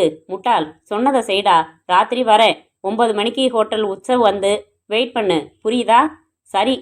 போனை வைத்தான். மிச்சம் வாங்கி கொண்டு பைக்கில் புறப்பட்ட போது மனதில் திட்டம் உருவாக ஆரம்பித்தது. அறைக்கு வந்து தேவையானவற்றை எடுத்துக்கொண்டு பேண்ட் மடிப்புக்குள் ரிவால்வர் எடுத்து வைத்துக்கொண்டு 10,000 பணம் எடுத்துக்கொண்டு மிச்சத்தை பத்திரப்படுத்திவிட்டு ஆட்டோவில் வெஸ்ட் எண்ட் வந்து காரில் புறப்பட்டு நேஷனல் ஹைவேஸ் 4 விரைந்த போது திட்டம் முழு உருவம் பெற்றது. அத்தியாயம் 7. இந்தியன் ஏர்லைன்ஸின் ஃப்ளைட் நம்பர் 171 கொண்ட ஏர்பஸ் பம்பாயில் இருந்து புறப்பட்டு சென்னை மீனம்பாக்கத்தின் நேஷனல் டெர்மினஸில் ஊர்ந்து வந்து தம் பயணிகளுக்கு பனிமுத்து ஏந்திய பூ போல புன்னகை ஏந்திய ஏர் ஹோஸ்டஸ் மூலம் நன்றி சொல்லி வழி அனுப்ப பார்க்கர் ஸ்மித்தும் ஆனியும் படிகளில் இறங்கினார்கள். நேரம் ராகுகாலம் இல்லாத மதியம் 3:25. கட்டிடத்தை அடைந்த போது வெளிப்பக்கம் வரவேற்க வந்தவர்களில் ஒரு நபர் பெர்சன் ஃப்ரம் கண்ணபிரான் என்று எழுதின அட்டையை பிடித்து கொண்டிருக்க அவனை நோக்கி சென்று புன்னகைத்தார்கள். மிஸ்டர் பார்க்கர் ஸ்மித் என்றான் அவன். யா, வெல்கம். நான் மார்ட்டின். உங்களை வரவேற்று தங்க வைக்க சொன்னார் என் முதலாளி கண்ணபிரான் என்றான் ஆங்கிலத்தில். மகிழ்ச்சி. மார்ட்டின் அவர்களிடமிருந்து லக்கேஜ்களை வாங்கி கொண்டான். வெள்ளை ஃபியட் காருக்கு அழைத்து சென்று டிக்கியில் வைத்துவிட்டு கதவு திறந்து பின் இருக்கைகளில் அமர்ந்து கொண்டதும் காரை ஓட்ட ஆரம்பித்தான். சென்னைக்கு இது முதல் முறையா சார்? இல்ல, 2ஆம் முறை. 3 நட்சத்திர மரிஜுவானா ஹோட்டலின் தனி சூட்டில் அவர்களை தங்க வைத்துவிட்டு எது வேண்டுமோ ஆர்டர் செய்து கொள்ளுங்கள், நான் போய் மிஸ்டர் கண்ணபிரானை அழைத்து வருகிறேன் என்று புறப்பட்டான் மார்ட்டின். மென்தால் சிகரெட் கொளுத்தி கொண்ட பார்க்கர் ஸ்மித் ஆனியை பார்த்தார். அவள் மெனு புத்தகத்தை புரட்டி கொண்டிருந்தாள். ஓவர் கோட்டை கலற்றி ஸ்டாண்டில் மாட்டிவிட்டு டையை கலற்றிவிட்டு ஷூக்களை உதறி ஏர் கண்டிஷனரை இயக்கிவிட்டு, கொஞ்சம் விஸ்கி சாப்பிட விரும்புகிறேன் நானி, உனக்கு தேவையா? இந்தியாவின் உஷ்ணத்திற்கு பீர் தான் சிறந்தது, எனக்கு பீர் சொல்லுங்கள். போனில் ஆர்டர் சொல்லிவிட்டு சிகரெட்டை ஆழமாக இழுத்தார் பார்க்கர் ஸ்மித். அரை மணி நேரம் கழித்து கதவை தட்டிவிட்டு உள்ளே வந்தார் கண்ணபிரான். உடன் வந்த மார்ட்டின் மரியாதையான தூரத்தில் நின்றான். பார்க்கர், வாயா, எப்படி இருக்க? ஹலோ கண்ணபிரான். இருவரும் லேசாக தழுவி விலகினதும், மீட் மிஸ் ஆனி. பேர பாரியா? ஆனி சுத்தியல்னு. What? Beautiful name I told என்றார் கண்ணபிரான். அவர்களுடன் அமர மார்ட்டின் நின்று கொண்டே இருந்தான். வேலையை விட்டுட்டேன்னு எழுதியிருந்த, திடீர்னு உன் வயசுக்கு சம்மந்தமே இல்லாத ஒரு குட்டியோட வந்து நிற்கிற, என்ன சமாச்சாரம்? வாட்? சும்மா வாட்னு கழுத்த அறுக்காத. இவன் மார்ட்டின், நம்ம ஆளு. 6 மொழி தெரியும். டேய், டிரான்ஸ்லேட்டு செய்டா. Translate sir.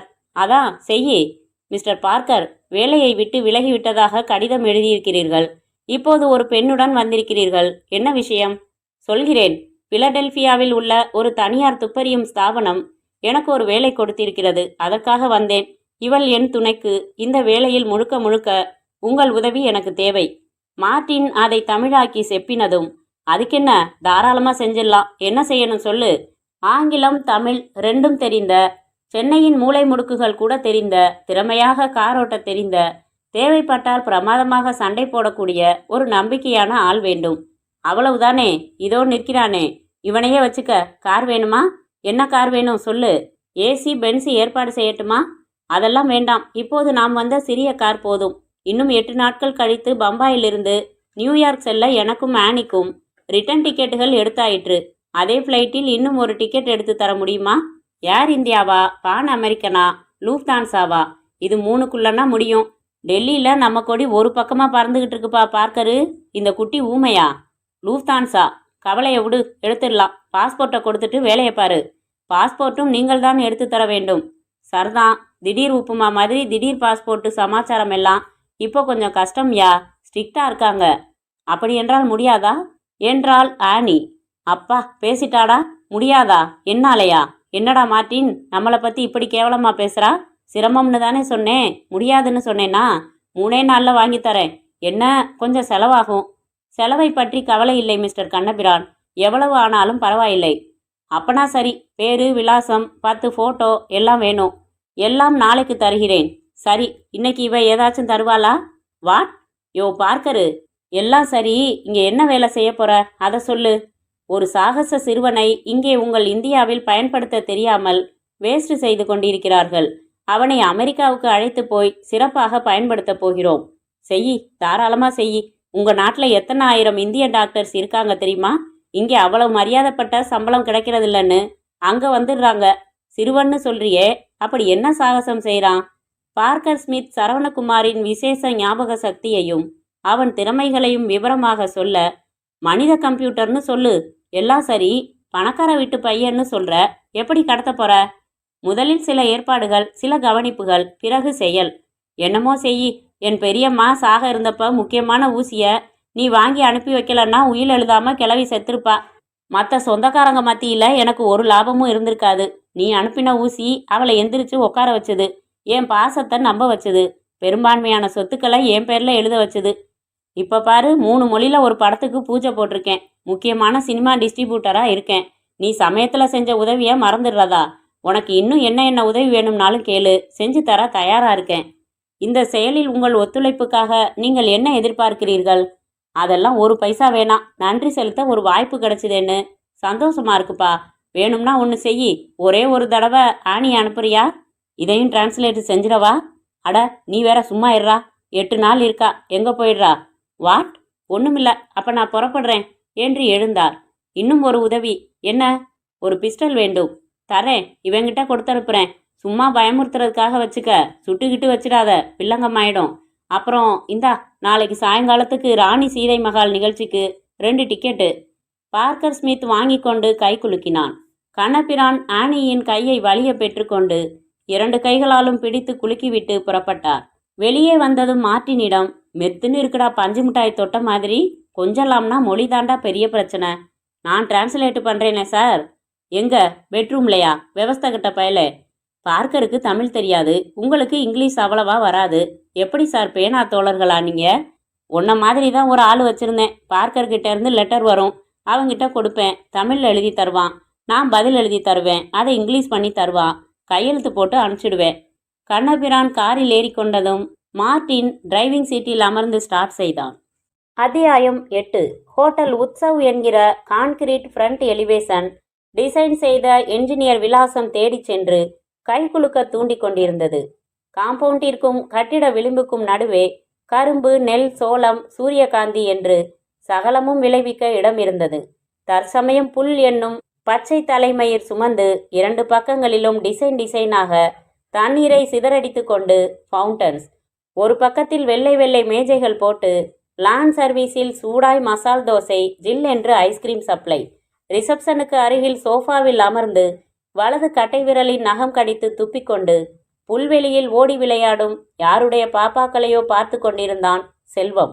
கொஞ்ச நேரத்தில் பார்க்கிங் பகுதியில் வந்து இடம் தேடிய அம்பாசிடருக்குள் இருந்த சுபாகரை அடையாளம் கண்டு எழுந்து கொண்டான். நோக்கி சென்றான். காரை நிறுத்திவிட்டு சூட்கேஸுடன் இறங்கின சுபாகர். சூட்கேஸ் எடுத்துக்கொண்டு தன் தொப்பியை எடுத்து சுருட்டி பேண்ட் பாக்கெட்டில் போட்டுக்கொண்டு, சாரி செல்வம், வழியில கொஞ்சம் மக்கர் செஞ்சிருச்சு கார், அதான் லேட். பரவாயில்ல, நீ எந்த காரில் வருவன்னு எதுவும் சொல்லலை. ரிசப்ஷனில் சுபாகர்னு விசாரித்தேன். அப்படி ரூம் எதுவும் ரிசர்வ் ஆகலைன்னுட்டாங்க. குழப்பமா போச்சு. சரி, வெயிட் பண்ணி பார்க்கலாம்னு உட்காந்துட்டேன். மறந்துட்டியா? எப்பவும் என் சொந்த பேரில் ரூம் எடுத்து தங்குறதே இல்லையே. வா, ரூமுக்கு போய் பேசலாம். இருவரும் ரிசப்ஷன் கவுண்டருக்கு வந்தார்கள்.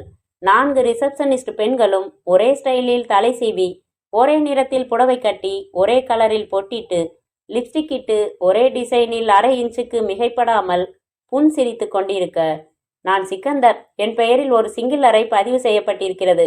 ஆமாம், இங்கே கையெழுத்திடுங்கள். அங்கே சிக்கந்தர் என்று ஒரு கிறுக்கல் செய்து ரூம்பாயிடம் சூட்கேஸ் கொடுத்து லிப்டில் பொழிந்த இசையை வாங்கி காதுக்குள் வைத்துக்கொண்டு 4ஆவதில் வெளியேறி 417 அறைக்குள் நுழைய, இன்றைக்குத்தான் கிரகப்பிரவேசமான புது வீடாய் இருந்தது அறை.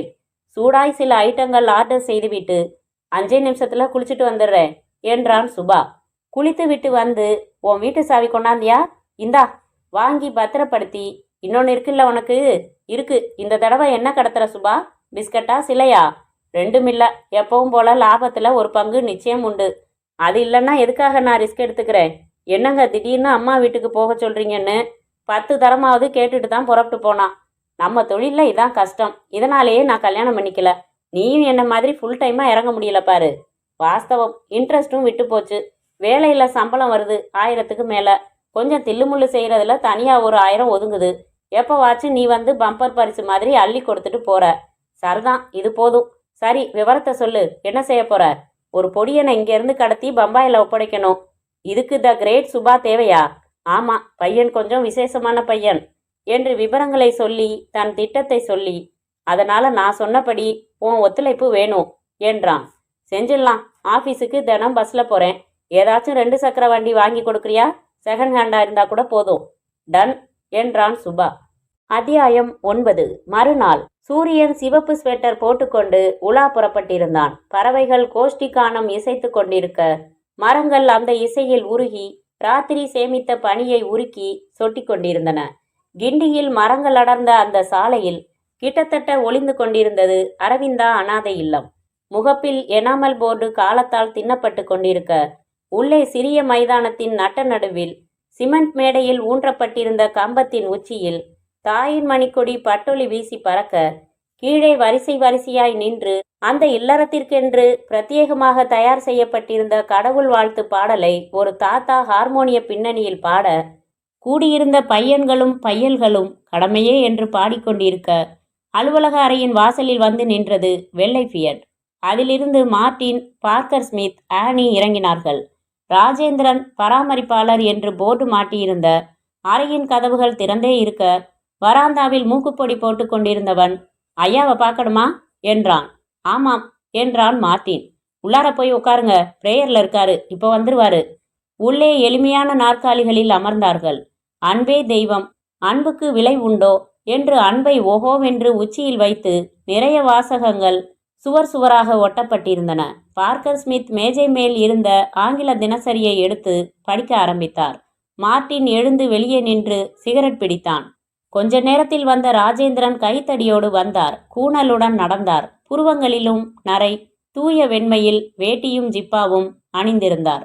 வாங்க, வெல்கம், 1 மினிட் ப்ளீஸ் என்று மேஜை திறந்து ஊதுபத்தி எடுத்து கொளுத்தி மயில் மேல் உட்கார்ந்திருந்த கடவுளுக்கு வாசனை காட்டிவிட்டு ஜன்னலில் ஊதுபத்திக்காகவே ஒதுக்கப்பட்டிருந்த பொந்தில் செருகிவிட்டு உட்கார்ந்தார்.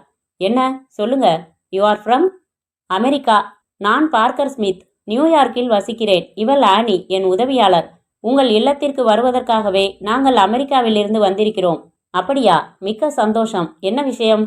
எனக்கு திருமணமாகி 24 வருடங்களாகின்றன. குழந்தை செல்வம் இல்லை. எனக்கு இந்தியாவை மிகவும் பிடிக்கும். நாங்கள் ஒரு பையனை தத்து எடுத்துக் கொள்வது என்று தீர்மானித்ததும் அவன் இந்திய சிறுவனாக இருக்க வேண்டும் என்று தீர்மானித்தோம். உங்கள் இல்லத்தை எங்கள் இந்திய நண்பர் சிபாரிசு செய்தார். அப்படியா? மிகவும் மகிழ்ச்சியாக இருக்கிறது. இந்த இல்லத்தை சேர்ந்த ஒரு பையன் அமெரிக்காவில் நல்லதொரு வாழ்க்கை அமைந்து போகப் போகிறான் என்பதில் எனக்கு பெருமைதான். எந்த வயதில் உங்களுக்கு பையன் தேவை? 12 வயதில் தேவை. வேறு ஏதாவது விசேஷமாக எதிர்பார்க்கிறீர்களா பையனிடம்? இல்லை, எதுவும் இல்லை. நீங்கள் காட்டினால் நாங்கள் தேர்ந்தெடுத்துக் கொள்கிறோம். ஒரு நிமிடம். அவர் ஒரு பழுப்பு லெட்ஜரை எடுத்து புரட்டி எண்ணி பார்த்து, சரியாய் 17 பேர்கள் நீங்கள் குறிப்பிட்ட வயதில் இருக்கிறார்கள். குறிப்பாக 12 வயதில்தான் தேவையா? ஆமாம். ஒரு பையன் அல்லது பெண்ணின் திருப்பு முனை வயது அது. டீனேஜிற்குள் அடியெடுத்து வைக்கும் ஆரம்ப வயது. இந்த வயதில் சிந்தனைகளை வடிவமைப்பதற்கு அதிகமான வாய்ப்புகள் உண்டு. அதனால்தான் குறிப்பாக அந்த வயதில் எதிர்பார்க்கிறோம். நல்லது, 17 பையன்களையும் வரவழைக்கிறேன். நீங்கள் பார்த்து பேசி தேர்ந்தெடுக்கலாம். அனைவரும் இதே இல்லம் நடத்தும் பள்ளியில் 6வது 7வது படித்து கொண்டிருக்கிறார்கள். பாக்கியம், பாக்கியம். மூக்குப்பொடி போட்டுக்கொண்டிருந்த பாக்கியம் வர விவரம் சொல்லி அனுப்பிய 15 நிமிடங்களில் 17 பையன்கள் வந்து கை கட்டி நின்று குறுகுறுப்பாக பார்த்தார்கள். பார்க்கர் ஸ்மித் தேர்ந்தெடுத்த சிறுவன் பெயர் கணேசன். கணேசன் கோரை முடியாய், வரிசையான பற்களுடன், துருதுருப்பான கண்களுடன், முகத்தில் தவிப்பான ஏக்கத்துடன் இருந்தான். இவனை பற்றி சொல்லுங்கள் சார். ஒன்றும் விசேஷ வரலாறில்லை. வழக்கம் போல கைக்குழந்தையாய் இருந்தபோதே அனாதையாக்கப்பட்டவன். இல்லத்தின் வாசலில் உள்ள தொட்டிலில் ஏதோ ஒரு முகமறியா தாய் இரக்கத்தையும் பாசத்தையும் விழுங்கிவிட்டு கிடத்திவிட்டு போனதில் கிடைத்தவன். மருத்துவர் பார்த்து தொப்புள் கொடி ரணம் கூட ஆறவில்லை, பிறந்து 1 வாரம் கூட ஆகியிருக்க முடியாது என்றார். அதை வைத்து பிறந்த தேதியையும் நாங்களே நிர்ணயித்தோம், பெயரிட்டோம், வளர்த்து வருகிறோம். மகிழ்ச்சி. கணேசனை நாங்கள் தத்து எடுத்துக்கொள்கிறோம். அவனை அழைத்து செல்ல பாஸ்போர்ட், விசா எல்லாம் ஏற்பாடு செய்தாக வேண்டும். தொடர்பான சான்றிதழ்கள் வேண்டும். பிறப்பு சான்றிதழ், படிப்பு சான்றிதழ், அடையாள சான்றிதழ், தத்து கொடுத்து விட்டமைக்கான சான்றிதழ் எல்லாம் வேண்டும். கொடுத்தால் எல்லா ஏற்பாடுகளையும் செய்து கொண்டதும் வந்து அழைத்து போகிறோம். 1 மணி நேரத்தில் அவர்கள் கேட்ட சான்றிதழ்கள் அனைத்தும் வழங்கப்பட இல்லத்திற்கு 10,000 ரூபாய் அன்பளிப்பாக வழங்குவதாக கூறி பார்க்கர் புறப்பட்டார். கணேஷ், அமெரிக்கா வருகிறாயா? ஆர்வமாய் தலையாட்டினான் கணேசன். காரில் சொன்னார் பார்க்கர் ஸ்மித். எல்லாம் சரி, இந்த அடையாள சான்றிதழில் மட்டும் ஒரு கோல்மால் செய்தாக வேண்டும் மார்ட்டின். என்ன செய்ய வேண்டும்? பிறப்பு அடையாளங்களாக குறிப்பிடப்பட்டிருக்கும் 2 மச்சங்களின் இடங்களில் மாற்றம். நாம் சரவணகுமாரின் பிறப்பு அடையாளங்களை இங்கே குறிப்பிட்டாக வேண்டும். அப்படியென்றால் இதே போல ஒரு சான்றிதழ் அச்சடித்து எழுதி கையெழுத்துக்களை இதே போல போட்டு, ஆமாம், இன்றைக்குள் செய்தாக வேண்டும். அதாவது சரவணகுமார் கணேசன் என்கிற பெயரில் நியூயார்க் பறக்கப் போகிறானா? ஆமாம், அசைக்க முடியாத ஆதாரபூர்வமாக. அப்படியென்றால் கணேசனை என்ன செய்வது? வைத்திருக்கிறேன் தனித்திட்டம் என்ற பார்க்கர் ஸ்மித் ஆனியிடம் திரும்பி, கணேஷ் அநியாயத்திற்கு அழகாயிருக்கிறான் இல்லை, பாவம் என்றார். அத்தியாயம் 10. மாலை மணி 6. அண்ணா மேம்பாலம் அருகில் ராணி சீதைகால். ராணி சீதைகால் வாசலில் கார்களின் மாநாடு. 7 மணி நிகழ்ச்சிக்கு இன்னும் ஹால் திறக்கப்படாததால் முன் வராந்தாவின் நாற்காலிகளில் கார்களில் சாய்ந்து கொண்டு மரத்தடிகளில் மக்கள் கூடி நின்று தமிழ்நாட்டின் தலைவிதி எப்படி அமையும் என்று கவலைப்பட்டு கொண்டு தன் அபிமான நட்சத்திரம் திருமணம் செய்து கொள்ளப் போவதற்காக கவலைப்பட்டு கொண்டு, வருமான வரி புதிய கொள்கைகளால் வரப்போகிற சிக்கல்களுக்கு கவலைப்பட்டு கொண்டிருக்க அந்த அம்பாசிடர் சல் என்று வந்தது. பின் கண்ணாடியில் இது டாக்டரின் வண்டி என்று அடையாளம் காட்ட கூட்டல் குறி ஸ்டிக்கர் ஒட்டியிருந்தது. ஹாலில் சைடு பகுதியை அணைத்தவாறு ஊர்ந்து சென்று நின்றது. கையில் ஒரு சின்ன சூட்கேஸுடன் நரைத்த தலை, கண்ணாடி டாக்டர் இறங்கினார். ஹாலின் அனைத்து கதவுகளும் இப்போது திறக்கப்பட்டு நிகழ்ச்சி அமைப்பாளர்கள் நெஞ்சில் பேட்ச் குத்திக்கொண்டு டிக்கெட் கிழித்து கல்கண்டு கொடுத்து சரவணகுமாரின் விசேஷ நிகழ்ச்சி பற்றிய விவரங்கள் கொண்ட ஒரு துண்டு பிரசுரம் கொடுத்து உள்ளே அனுமதித்து கொண்டிருந்தனர். டாக்டர் உள்ளே போய் டிக்கெட்டில் இருந்த எண்ணில் அமர்ந்தார். உச்சந்தலையை சொரிந்து கொண்டார். வாட்சை பார்த்து கொண்டார். வலது கட்டை விரலின் நகத்தை கடித்து துப்பினார். 6:30 மணிக்கு மார்ட்டின் ஃபியட் ஓட்டி வர பார்க்கர் ஸ்மித்தும் ஆனியும் வந்து இறங்கினார்கள். மார்ட்டின், உனக்கும் ஒரு டிக்கெட் எடுத்து விடலாம். இல்லை, எனக்கு இதில் ஈடுபாடு இல்லை. நான் கார் அருகிலேயே நிற்பேன். நீங்கள் போய் வாருங்கள். பார்க்கரும் ஆனியும் உள்ளே முதல் வரிசையில் 17, 18 இருக்கைகளில் அமர்ந்தார்கள். பார்க்கர் தலையை திருப்பி நிறைந்து கொண்டிருக்கும் அரங்கத்தை பார்த்தார். வழங்கப்பட்ட துண்டு பிரசுரத்தில் சரவணகுமாரை பற்றி ஆங்கிலத்திலும் தமிழிலும் எழுதியிருக்க படித்து பார்த்தார். 500 பக்க புத்தகத்தில் இன்றைக்கு பேஜ் ரீடிங் செய்து காட்ட இருக்கிறான் ஆனி, பார்க்கலாம் என்றார். 10 நிமிடம் கழித்து ஆட்டோவிலிருந்து ஒரு கிட் பேக்கும் தோளில் மாட்டின கேமராவுமாய் இறங்கினான் சுபா. டிக்கெட்டை காட்டிவிட்டு உள்ளே வந்து அமர்ந்தான். அரங்கத்தை பார்த்தான். கேமராவில் இதை நோண்டி அதை நோண்டி ஒரு தயார் நிலைக்கு வந்தான். கிட்பேக்கில் தோசை மாதிரி மடக்கி வைத்திருந்த ஆங்கில செய்தித்தாள் எடுத்து பிரித்து முகத்துக்கு முன்னால் பிடித்து கொண்டான். அரங்கத்தின் விளக்குகள் அனைத்தும் அணைக்கப்பட்டதும் மடக்கி உள்ளே வைத்து கொண்டான். எதற்கோ காத்திருந்தான். மேலும் 5 நிமிடம் கழித்து அமைப்பாளர்கள் அனுப்பின காரில் வந்து இறங்கின சரவணகுமார் மேடையின் பின்வழியாக உள்ளே போய் மேடையோரத்தில் இருந்த அறையில் அமர்ந்து கொண்டான். 7 மணிக்கு திரை உயர்ந்தது. டை கட்டின, ஷாம்பு போட்ட, தலையை சிலும்பலாக சீவி இருந்த, லேசாக லிப்ஸ்டிக் தடவி இருந்த ஒரு பேட்ச் அணிந்த ஆசாமி மேடையின் மையத்தில் இருந்த ஒற்றை மைக்கின் முன்னால் வந்து நின்று நகமுனையால் அதன் உயிரை சோதித்துவிட்டு, லேடிஸ் அண்ட் ஜென்டில்மேன் என்றான். அப்புறம் தங்கள் சமூக சேவை அமைப்பின் நோக்கங்கள், செயல்பாடுகள் என்று 10 நிமிடம் பேசி, எங்கள் மாநில மாநாட்டின் கடைசி தினமான இன்று நடைபெறும் கலை நிகழ்ச்சிகளில் முக்கியமான நிகழ்ச்சி மாஸ்டர் சரவணகுமார் வழங்க இருக்கும் புதுமையான நிகழ்ச்சியை இறுதியானதாக அமைத்துள்ளோம். எங்கள் அமைப்பின் நிதி வளர்ச்சிக்கு டிக்கெட் வாங்கியதன் மூலம் உதவி புரிந்த உங்கள் அத்தனை பேருக்கும் நன்றி. இனி வரிசையாக கலை நிகழ்ச்சிகள். முதலில் உறுப்பினர்கள் பங்கு பெற்ற நாடகம், பிறகு 1/4 மணி நேரத்திற்கு பலகுரல் மன்னனின் நிகழ்ச்சி, பிறகு ஒரு திரைப்பட நடிகையை ஆன் த ஸ்பாட் பேட்டி கண்ட பிறகு சரவணகுமார் மேடைக்கு வந்தான். சபையை வணங்கினான். முதலில் தசாவதானம் என்கிற நிகழ்ச்சியை நடத்தி காட்ட இருக்கிறேன். சின்ன வயதிலிருந்தே எனக்கு மற்றவர்களை விட சற்று அதிகமான நினைவாற்றலும் அறிவாற்றலும் இருப்பதை உணர்ந்தேன். அவற்றை முறையாக வளர்த்து கொண்டேன். நான் செய்து காட்ட இருப்பவை மாயமோ மந்திரமோ இல்லை. கடுமையான பயிற்சி காரணமாகவே இதை என்னால் செய்ய முடிகிறது. சிவகாசியில் சிறுவர்கள் தீக்குச்சி அடுக்குவதை பார்த்திருக்கலாம். சோப்பு கம்பெனிகளில் சோப்பு மடிப்பதை பார்த்திருக்கலாம். அச்சகங்களில் காகிதம் மடக்குவதை பார்த்திருக்கலாம். இங்கேயெல்லாம் அந்த விரல்களின் வேகம் நம்மை ஆச்சரியப்படுத்தும். நாம் செய்து பார்க்க முயன்றால் வேகம் வராது. காரணம் பயிற்சி. ஒரே செயலை திரும்ப திரும்ப செய்வதால் ஏற்பட்ட தேர்ச்சி. அதே போல விரல்களுக்கு அளிக்கப்படும் பயிற்சி போல நான் மூளைக்கு பயிற்சி கொடுத்து பழக்கினேன். அதனாலேயே என்னால் இந்த நிகழ்ச்சியை செய்ய முடிகிறது. பார்வையாளர்களில் ஒரு 10 பேரை மேடைக்கு அழைக்கிறேன். யார் வேண்டுமானாலும் வாருங்கள். அங்கே இருந்து 10 பேர் எழுந்து மேடைக்கு சென்றார்கள். சரவணகுமார் ஒவ்வொருவருக்கும் ஒரு வேலை கொடுத்தான். ஒருவரை புத்தகம் கொடுத்து வாய்விட்டு ஏதாவது ஒரு பகுதியை நிதானமாக படிக்க வேண்டும் என்றான். ஒருவரை மனதில் தோன்றும் எந்தவிதமான கேள்விகளை வேண்டுமானாலும் கேட்க வேண்டும் என்றான். இன்னொருவரை ஒரு கடினமான கணக்கு சொல்லவும், ஒருவரை இடைவெளி விட்டு விட்டு மணியடிக்க சொல்லி, ஒருவரை அவன் கண்ணுக்கு முன்னால் பல வகையான ஓவியங்களை ஒன்று மாற்றி ஒன்றாக காட்டச் சொல்லி, இப்படி 10 பேருக்கும் 10 விதமான காரியங்கள் கொடுத்து நிகழ்ச்சியை ஆரம்பித்தான். அவரவர்களுக்கு கொடுக்கப்பட்ட காரியங்களை செய்ய ஆரம்பித்தார்கள். 15 நிமிடங்கள் கழித்து நிறுத்தினான். ஒவ்வொருவராக அழைத்தான். நீங்கள் படித்தது ராஜாஜி எழுதின சக்கரவர்த்தி திருமகன் புத்தகத்திலிருந்து என்று அவர் படித்த பகுதிகளை கொஞ்சம் அப்படியே சொல்லி, ஜானகி என்பதை சானகி என்று உச்சரித்தீர்கள் என்றான். அரங்கம் முழுக்க கைத்தட்டியது. நீங்கள் மொத்தம் 22 கேள்விகள் கேட்டீர்கள். வரிசையாக பதில் சொல்கிறேன். முதல் கேள்வி, ஆஸ்திரேலியாவின் தலைநகர் என்ன? பதில், கான்பெரா.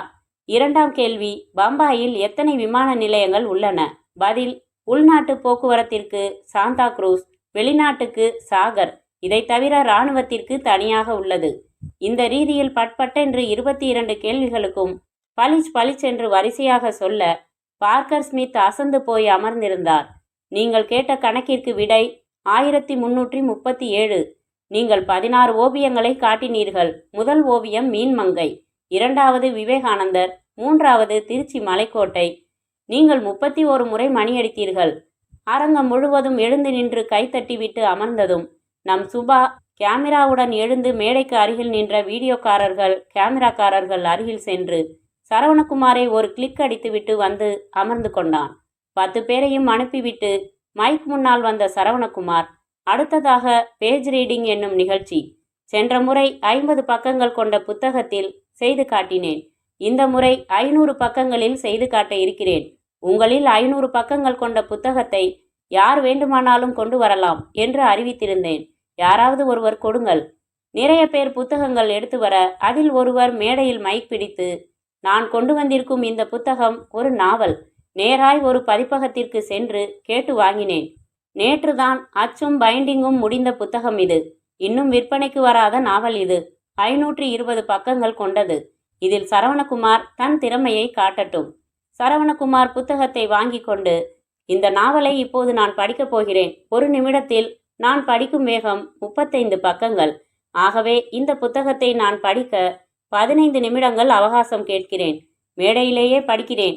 இந்த 15 நிமிடங்களில் அமைப்பாளர்கள் தங்கள் பரிசளிப்பு நிகழ்ச்சியை வைத்துக் கொள்கிறார்கள் என்றவன் நாற்காலியில் அமர்ந்து விருட்டென்று பக்கங்களை புரட்டி படிக்க ஆரம்பித்தான். ஒவ்வொரு பக்கத்திலும் அவன் கண்கள் சில வினாடிகளே தங்கின. பரிசளிப்பு நிகழ்ச்சி ஒரு பக்கம் நடந்து கொண்டிருக்க சீரியஸாக சரவணகுமார் பக்கம் புரட்டி கொண்டிருந்தான். 15 நிமிடங்கள் முடிந்த பின், அவையோர்களே, இப்போது நான் தயார். உங்களில் 50 பேர் வரிசையாக வந்து இந்த புத்தகத்தில் எது வேண்டுமானாலும் கேட்கலாம். 50 பேர்களுக்கு 100 பேர்களுக்கு மேல் குவிந்தார்கள்.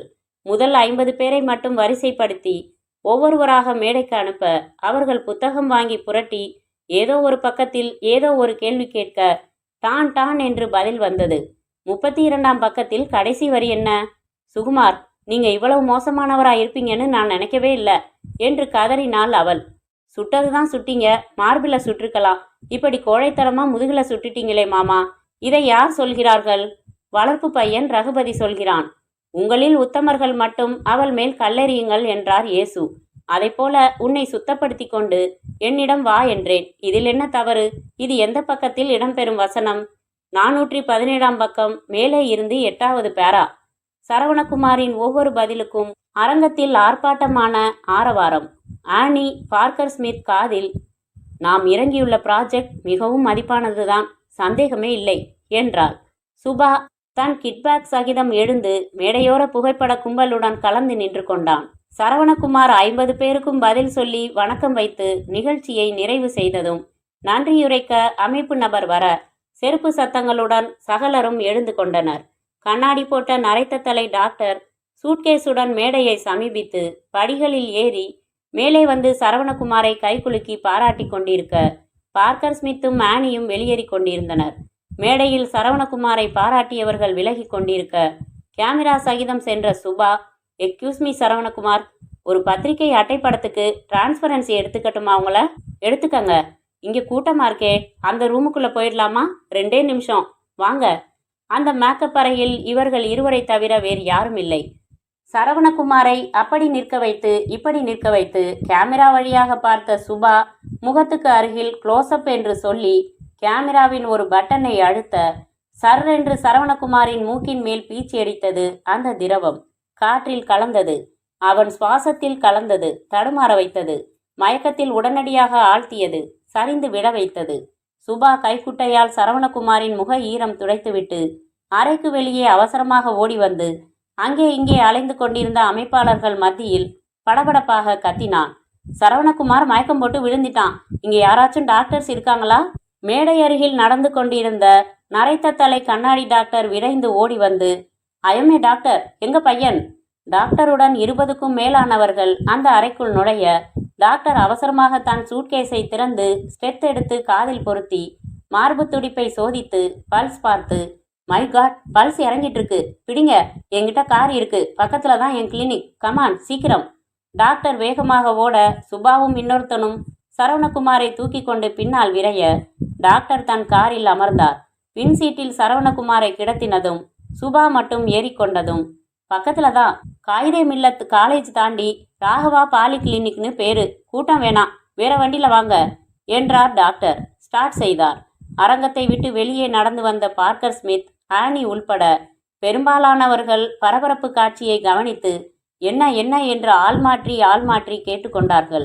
சரவணகுமார் மயங்கிவிட்டான், ஆஸ்பத்திரிக்கு அழைத்து செல்கிறார்கள் என்கிற செய்தி தினத்தந்தியின் மொழி பிரகாரம் காட்டு தீ என பரவியது. டாக்டரின் கார் தங்களை கடந்து சென்ற போது பின்சீட்டில் அமர்ந்திருந்த சுபாவை பார்த்துவிட்ட பார்க்கர் ஸ்மித், இவன் நம்மருகில் அமர்ந்திருந்த புகைப்படக்காரன் அல்லவா என்று நினைத்து கொண்டார். வேறு 2 கார்களில் அமைப்பை சார்ந்த முக்கியப்பட்டவர்கள் அமர்ந்து கொண்டு புறப்பட்டு சாலைக்கு வந்தபோது டாக்டரின் அம்பாசிடர் காணாமல் போயிருந்தது. சுபா தன் மடியில் தலை வைத்து படுத்திருந்த மயக்க சரவணகுமாரை பார்த்து கொண்டே விக்கும் கண்ணாடியும் ஸ்டெத்தஸ்கோப்பும் கார்ல டாக்டர் ஸ்டிக்கரும் எல்லாரையும் கச்சிதமா நம்ப வச்சிடுச்சு செல்வம். நேரா உன் வீட்டுக்கு போ, கொஞ்சம் ஊரை சுத்திக்கிட்டு போ, இருட்டான சந்து வர்றப்போ 1 நிமிஷம் நிறுத்து, நம்பர் பிளேட் மாத்திடலாம் என்றான். தலையின் விக்கை கலற்றி கொண்டு களைத்து கொண்ட செல்வம், ஒரே ஒரு விஷயம் எனக்கு புரியல சுபா என்றான். என்ன? இப்படியே நீ நேரா பம்பாய்க்கு பயணப்பட்டுடலாமே, எதுக்காக என் வீட்டில் பத்திரப்படுத்தணும் இவனை? போலீஸ் முழிச்சுக்கிட்டதுக்கு அப்புறம் கொண்டு போறது சிரமம் இல்லையா? எனக்கு எதுவும் சிரமம் இல்லை, அதுக்கு தனித்தனி திட்டம் எப்பவும் கைவசம் இருக்கும். இப்போ நீ கட்டியிருக்கிற வாட்ச் என்ன விலை? 400 ரூபா. 40 ரூபா தரேன், தருவியா? எந்த முட்டாள் கொடுப்பான்? அதே மாதிரி நான் முட்டாளாக சம்மதம் இல்லை. புரியல? டபுள் கிராஸ்னா என்ன தெரியுமா? விவரமா பேசிக்கலாம் போ. கார் காற்றை அறுத்து கொண்டு அதன் உச்சமான சாத்திய வேகத்தில் விரைந்து கொண்டிருக்க 2 கார்களில் வந்த அமைப்பாளர்கள் காயிதே மில்லத் காலேஜ் தாண்டி ராகவா கிளினிக் எங்கே இருக்கிறது என்று சின்சியராய் நம்பிக்கையாய் விசாரித்து கொண்டிருந்தார்கள். அத்தியாயம் 11. தடபுடலாக போலீஸ் ஆஜரானது. அரங்கத்தில் நாய்கள் சுற்றி சுற்றி வந்தன. அமைப்பாளர்கள், வந்தவர்கள் போனவர்கள் எல்லோரும் கேள்விகளால் கொத்தப்பட்டார்கள். டாக்டர்னு எப்படி நம்பினீங்க? ஃபோட்டோகிராஃபர் முகம் எப்படி இருந்துச்சு? பத்திரிக்கைக்கு அட்டைக்குன்னு சொன்னவன் எந்த பத்திரிக்கைன்னு சொன்னானா? உங்களில் ஒருத்தர் கூடவா கார் நம்பர் கவனிக்கல? காரில் டாக்டருக்கான சிம்பிள் ஸ்டிக்கரை தவிர வேற ஏதாச்சும் அடையாளங்கள் பார்த்தீங்களா? டாக்டர் எப்படி இருந்தாரு? மை காட், சரவணகுமார் அப்பாவுக்கு இன்னும் தெரிவிக்கலையா? ஏன்? இன்ஸ்பெக்டர் சந்திரஹரி உடனே ஃபோனை அள்ளி, மிஸ்டர் ஜீவானந்தம் வீடு தானே, நீங்கள் அவர் மனைவியா? சரிங்க. மாஸ்டர் சரவணகுமார் வீட்டில் இருக்காரா? ராணி சீதை ஹாலில் ஒரு ப்ரோக்ராம் கொடுக்க போயிருக்கான், இன்னும் வரல. நீங்கள் யார் சார்? நான் ஒரு சபா செக்ரட்டரி. உங்கள் ஹஸ்பண்ட் இல்லையா? ஏதோ பார்ட்டின்னு போயிருக்காரு, 10 மணிக்கு வந்துடுறேன்னு சொன்னார். 10 மணிக்கு மேலே ஃபோன் செய்யுங்க சார். சரிம்மா என்று வைத்து மணி பார்க்க 9:50. 10 மணிக்கு நேரில் சென்று சொல்லலாம், பேசலாம். இப்போதே கலவரப்படுத்த வேண்டாம். இப்போது சில முயற்சிகள். முதலில் டிராஃபிக் போலீஸுக்கு தகவல். சந்திரஹரி வாசலில் நிறுத்தியிருந்த ஜீப்புக்கு சென்று வயர்லெஸில் தகவல் சொல்லி அறிந்து கொண்ட வரையில் டாக்டர் அண்ட் ஃபோட்டோகிராஃபர் அடையாளங்கள் சொல்லி பிரவுன் கலர் அம்பாசிடர் என்று சொல்லி வைத்துவிட்டு ஒரு சப் இன்ஸ்பெக்டரை அழைத்து, கொஞ்சம் பாசிட்டிவாகவும் யோசிக்கலாம், உண்மையிலேயே அது மயக்கம்தான், உண்மையிலேயே அவர் டாக்டர் தான், அவசரத்தில் கிளினிக் பேரை தப்பாக சொல்லியிருந்தா, அதனால் நீங்கள் ஃபோனுக்கு பக்கத்தில் உட்காந்து மவுண்ட் ரோடு வட்டாரத்தில் இருக்கிற அத்தனை ப்ரைவேட் ஆஸ்பத்திரிக்கும் ஃபோன் செஞ்சு 12 வயசு பையனை மயக்கத்திலேயே கொண்டாந்து அட்மிட் செஞ்சாங்களான்னு விசாரிங்க, பார்க்கலாம். சம்திங் ராங்னு தான் படுது. அடுத்தபடியாக சந்திரஹரி தன் உயர் அதிகாரிகளுக்கு தெரிவித்துவிட்டு ஜீவானந்தம் வீட்டிற்கு புறப்பட்டார். ஜீவானந்தம் இருந்தார். பக்குவமாக விஷயம் சொல்லப்பட்டதும் குதித்தார். என்ன, கடத்திட்டு போயிட்டாங்களா? ஒரே பையன் சார், எனக்கு 3 மந்திரிங்களை தெரியும், விடியறதுக்குள்ள அவன் மேலே ஒரு கீறல் கூட இல்லாமல் கொண்டாந்து சேர்க்க பாருங்க என்று உடனே ஃபோன் எடுத்து, சார் நான் ஜீவானந்தம் பேசுகிறேன், நம்ம பையனை யாரோ கடத்திட்டாங்களாம் சாமர்த்தியமா. ஆமாம், அவனைத்தான். ஏன்னு புரியல. பிளாக்மெயிலா? இல்லை, இதுவரைக்கும் அப்படி ஒன்றும் இல்லை. எனக்கு பதறுது, ஒரே கண்மணி. சரி சரி, நம்பிக்கையாக இருக்கேன் என்று வைத்தார். சார், இது கடத்தல் தானான்னு இன்னும் உறுதியாகலை. எதற்கான கடத்தல்னும் தெரியலை. நீங்கள் பணக்காரர், சரவணகுமார் உங்கள் ஒரே பையன்கிற கோணத்தில் இது பணத்துக்கான பிளாக்மெயிலாக தான் படுது. ஏதாச்சும் ஒரு வகையில் கடத்தினவங்க உங்களை காண்டாக்ட் செய்வாங்கன்னு எதிர்பார்க்குறேன். உங்கள் ஃபோன்ஸில் டேப் பொறுத்த கருவிகளை எடுத்து வர சொல்லியிருக்கேன். என் அதிகபட்ச கடமையை செய்வேன். தைரியமா இருங்க என்றார் சந்திரஹரி. இதற்குள் மாடியில் தூக்கம் கலைந்த அவர் மனைவி இந்திரா இறங்கி வந்து விபரம் கேட்டு சொய் என்று மயக்கமாகி தண்ணீர் தெளித்து நிமிர்த்தியதும் அழ ஆரம்பித்து இந்த அமர்க்கலம் நடுவில் ஃபோன் அடித்தது. இருங்க, எடுக்காதீங்க என்ற சந்திரஹரி மற்றொரு ஃபோனில் எக்ஸ்சேஞ்சை தொடர்பு கொண்டு சுருக்கமாக தன்னை அறிமுகப்படுத்தி கொண்டு ஜீவானந்தத்தின் ஃபோன் எண்ணை சொல்லி இதற்கு வருகிற கால்களை ட்ரேஸ் பண்ணுங்க ப்ளீஸ் என்று கூறிவிட்டு இப்ப எடுங்க என்றார். ஜீவானந்தம் லேசான நடுக்கத்துடன் எடுத்தார். ஹலோ மிஸ்டர் ஜீவானந்தம், கவலைப்படாதீங்க. உங்கள் பையன் சரவணகுமார் பத்திரமா இருக்கான். ஃபோனில் விபரமாக பேசுறது எங்களுக்கு நல்லதில்ல. அதனால நாளைக்கு வேற வழியில் உங்களை தொடர்பு கொள்கிறோம். பேங்க்லேருந்து 5 லட்சம் எடுத்து ரெடியாக வச்சுக்கோங்க. தொடர்பு துண்டிக்கப்பட்டது. ஜீவானந்தம் விரயமாக ஹலோ ஹலோ என்று கத்தி பட்டனை தட்டி பார்த்து வைத்து ஒரு வார்த்தை மாறாமல் இன்ஸ்பெக்டரிடம் சொல்ல அவர் உடனே எக்ஸ்சேஞ்சை கேட்டார். சாரி சார், டியூரேஷன் போதாது, சில செகண்ட்ஸில் கட் ஆயிடுச்சு. சோர்வாய் வைத்தார். ஆனால் எதற்காக கடத்தல் என்று ஒரு திக்கு தெரிந்துவிட்டதில் திருப்தியுற்றார். உடனே மேலதிகாரியை பிடித்தார். அப்படியா, சரி. பிளாக்மெயில் கேஸ்களில் ஸ்பெஷலிஸ்ட் இன்ஸ்பெக்டர் நியூட்டனை என்கேஜ் செய்கிறேன். அவரோட நீங்கள் கோஆப்ரேட் செய்யுங்க. கடத்தப்பட்ட செய்தி பேப்பரில் வர்றதை தவிர்க்க முடியாது. ஏன்னா வெளியில் ஓப்பனாக கடத்தியிருக்காங்க. ஆனால் இந்த பிளாக்மெயில் விஷயத்த பேப்பர்காரங்களுக்கு போகாமல் பார்த்துக்கங்க. எஸ் சார், ஜீவானந்தம் உறுதியாய் சொன்னார். நீங்கள் எல்லாரும் விலகிக்கங்க. எனக்கு பணம் பெருசில்லை. 5 லட்சம் அவன் எங்கே எப்படி தர சொல்கிறானோ அப்படி தந்து நான் மீட்டுக்கிறேன். போலீஸ் தலையீடு தெரிஞ்சா அவளை ஏதாச்சும் பண்ணிடுவாங்க. எங்கள் மேலே நம்பிக்கை வைங்க சார். அப்படியெல்லாம் எதுவும் ஆயிடாது. நியூட்டன்ற இன்ஸ்பெக்டர் இதில் எக்ஸ்பர்ட். இப்போ வந்துருவாரு. உங்கள் பையனை பத்திரமா மீட்டு தர வேண்டியது எங்கள் பொறுப்பு என்று சந்திரஹரி சமாதானப்படுத்த ஆரம்பித்தார். அத்தியாயம் 12. டெலிஃபோன் பூத்தை விட்டு வெளிப்பட்டான் சுபா. வந்து காரில் ஏறிக்கொண்டு போ என்றான். கார் தன் பயணத்தை தொடர்ந்தது. திருவொற்றியூர் செல்லும் சாலையில் ஒரு கிளை தெருவில் தனிமை வீட்டின் முன் நின்றது. எட்டி பார்க்க கூட தெருவில் நாதி இல்லை. வீட்டை திறந்து சரவணகுமாரை இருவருமாக தூக்கி வந்து உள்ளே கிடத்தி அவன் கண்ணை, வாயை, கையை, காலை தனித்தனியாக கட்டி கட்டிலில் படுக்க வைத்து அறையை பூட்டி அடுத்த அறைக்கு வந்தார்கள். உன்னை என்னால் புரிஞ்சுக்கவே முடியல சுபா என்றான் செல்வம். என்ன புரிஞ்சுக்கணும் சொல்லு. என்னமோ டபுள் கிராஸுங்கிற. திடீர்னு சரவணகுமார் அப்பாவுக்கு ஃபோன் செஞ்சு பிளாக்மெயில் செய்கிற. என்ன இதெல்லாம்? ஒரே ப்ராஜெக்டில் பல லட்சம் சம்பாதிக்க இந்த திட்டம். பம்பாய் சேட் கிஷன் சந்த் 2 லட்சத்துக்கு இவனை கேட்டிருக்கான். நான் அவனுக்கு ஃபோன் செஞ்சு 5 தந்தாதான் ஒப்படைப்பேன். பையன் நம்ம கஸ்டடி தான்னு சொல்ல போகிறேன். நிச்சயம் சம்மதிப்பான். அதுக்கப்புறம் பம்பாய் பயணம். இதுக்கு நடுவில் குருட்டாம்போக்கில் ஜீவானந்தத்தை மிரட்டி வச்சிருக்கேன். ஒரே பையன், 5 லட்சம் தர நிச்சயம் சம்மதிப்பார். அதையும் சாமர்த்தியமாக வாங்கிக்கிட்டு அவருக்கும் போலீஸுக்கும் வெப்பை காட்டிட்டு பம்பாயில் பையனை ஒப்படைச்சிடுவேன். எப்படி ஐடியா? ரொம்ப ரிஸ்க்குடா. அதெல்லாம் பார்த்தா லட்சங்கள் பார்க்க முடியாது. உனக்கு தர ரேட்டை ஒசத்திட்டேன் செல்வம். இதில் உனக்கு 1 லட்சம் ரொக்கமாக தரேன். ஓகே? அப்படின்னா ட்ரிபிள் ஓகே. நான் என்ன செய்யணும் சொல்லு. 2 நாளைக்கு லீவ் போட்டுட்டு வீட்டிலையே இரு. பையனுக்கு நினைவு திரும்புறப்ப எல்லாம் இந்த விட்டமின் மாத்திரையும் தூக்க மாத்திரையும் மாற்றி மாற்றி கொடு. பத்திரமா இவனை பார்த்துக்க. என்ன? சரி என்றான் செல்வம். எதுக்கும் ஜாக்கிரதைக்கு மடியில் ஒரு கத்தி வச்சுக்க. நான் புறப்படுறேன். நாளைக்கு வரேன். காரை சர்வீஸ் சென்டரில் நிறுத்திட்டு ஆட்டோவில் வருவேன். சுபா புறப்பட்டு காரில் தன் உற்சவ் ஹோட்டல் வந்தான். ரிசப்ஷன் அருகில் எஸ்டிடி கால்களுக்காக அமைக்கப்பட்டிருந்த பூத்துக்குள் அனுமதி பெற்று செல்வதற்கு முன் பம்பாய் என்று சொல்லி கிஷன் சந்தின் வீட்டு எண்ணை சொன்னான். குறித்து கொண்ட பெண் பூத்துக்குள் போக சொன்னதும் வந்து கதவை சாத்தி கொண்டு ஃபோனில் மணி அடித்ததும் எடுத்து, யாரு? கிருஷ்ணசந்தா பேசுறது? ஆமா, நீங்க யாரு? சிக்கந்தர்னு பேரு. பெங்களூர் ராஜன் நீங்க சொன்ன வேலையை என்கிட்ட ஒப்படைச்சிருக்காரு. என்ன ஆச்சு? சக்சஸ். என் கைவசம் வந்தாச்சு. காலையில பேப்பர் பார்த்து வேணும்னா உறுதி செஞ்சுக்கோங்க. ஆனா ரேட்டு 5 லட்சம் ஆகும். சம்மதமா? நான் பேசுனது 2 தான். உண்மை. இப்ப 5க்கும் மேல வேற பார்ட்டி கேக்குதே. இது முறை இல்ல.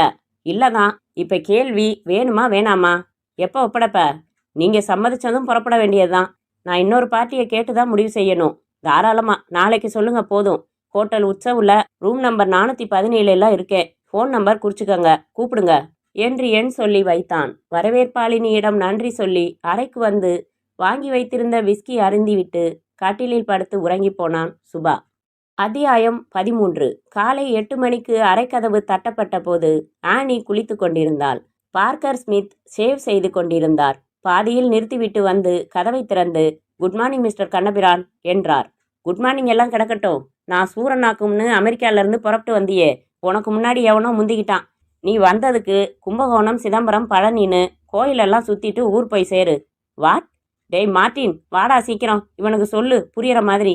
மார்ட்டின் தன் கையில் வைத்திருந்த தமிழ் பேப்பரை விரித்து ஒரு செய்தியை சுட்டிக்காட்டி, மிஸ்டர் பார்க்கர், நேற்று நிகழ்ச்சி முடிந்ததும் சரவணகுமாருக்கு மயக்கம் ஏற்பட்டு ஆஸ்பத்திரிக்கு அழைத்து சென்றார்கள் அல்லவா? அதெல்லாம் நாடகம். அப்படி நாடகமாடி சாமர்த்தியமாக யாரோ இருவர் சரவணகுமாரை கடத்தி சென்றுள்ளனர். ஜீசஸ் என்ற பார்க்கர் ஸ்மித் ஆங்கில பேப்பரிலும் வந்துள்ளதா என்று கேட்டு டீபாய் மேல் இருந்த இன்னும் பிரிக்கப்படாத ஆங்கில பேப்பரை எடுத்து அவசரமாக புரட்டினான். இருப்பா, பதறாத, இப்ப இவன் சொன்னதையே தான் இங்கிலீஷ்ல போட்டிருப்பான். ஆமா, ஆனி எங்க? குளிக்கிறா. ஆனி, துண்டு ஏதாச்சும் வேணுமா என்றார் கண்ணபிரான் பாத்ரூம் திசையில். பார்க்கர் ஸ்மித் 6ஆம் பக்கத்தில் அந்த செய்தியை தேடி படித்து பார்த்து, நோ, இதை விடப்போவதில்லை நான். பார்க்கர் ஸ்மித் ஏமாறமாட்டான். போலீஸே நாயெல்லாம் கொண்டாந்து வச்சு திணறுது, நீ என்னையா பண்ண முடியும்? நீ சொன்னியேன்னு டூப்ளிகேட் ஐடென்டிஃபிகேஷன் சர்டிஃபிகேட் எல்லாம் தயாரித்து கணேசன்ற பேரில் சரவணகுமாரோட ஃபோட்டோ ஒட்டி இந்த செட்டப்பில் பாஸ்போர்ட், விசா, டிக்கெட் எல்லாம் ஏற்பாடு செய்ய சொன்னேன். இப்போ அதை ட்ராப் செஞ்சிட வேண்டியதானா? இல்லை, கூடாது. எங்கள் பயணத்திற்கு 7 நாட்கள் இருக்கின்றன. அதற்குள் அந்த பொடியனை என் கைவசப்படுத்தி விடுவேன். நான் சொன்னபடி எல்லாவற்றையும் தயார் செய்து விடுங்கள். என்னடா மார்ட்டின், இவன் கிறுக்குத்தனமாக பேசிக்கிட்டு இருக்கான். பையன் எங்கே இருக்கானே தெரியல. இவன் பாஸ்போர்ட் ஏற்பாடு செய்யுங்கிறானே. நீங்கள் காட்டின தமிழ் பேப்பரிலும் சரி, இந்த ஆங்கில பேப்பரிலும் சரி, சரவணகுமாரின் புகைப்படத்தோடு செய்தி வரவில்லை. வெறும் செய்தி மட்டும் வந்திருப்பது எனக்கு சாதகம். மிஸ்டர் கண்ணபிரான், நீங்கள் போய் உடனடியாக ஏற்பாடுகளை செய்யுங்கள். மார்ட்டின் இருக்கட்டும், நான் யார் என்பதை நிரூபித்து காட்டுகிறேன். சரி சரி, நீ என்னதான் செய்கிற பார்த்துடலாம். என்னை துரத்தாத.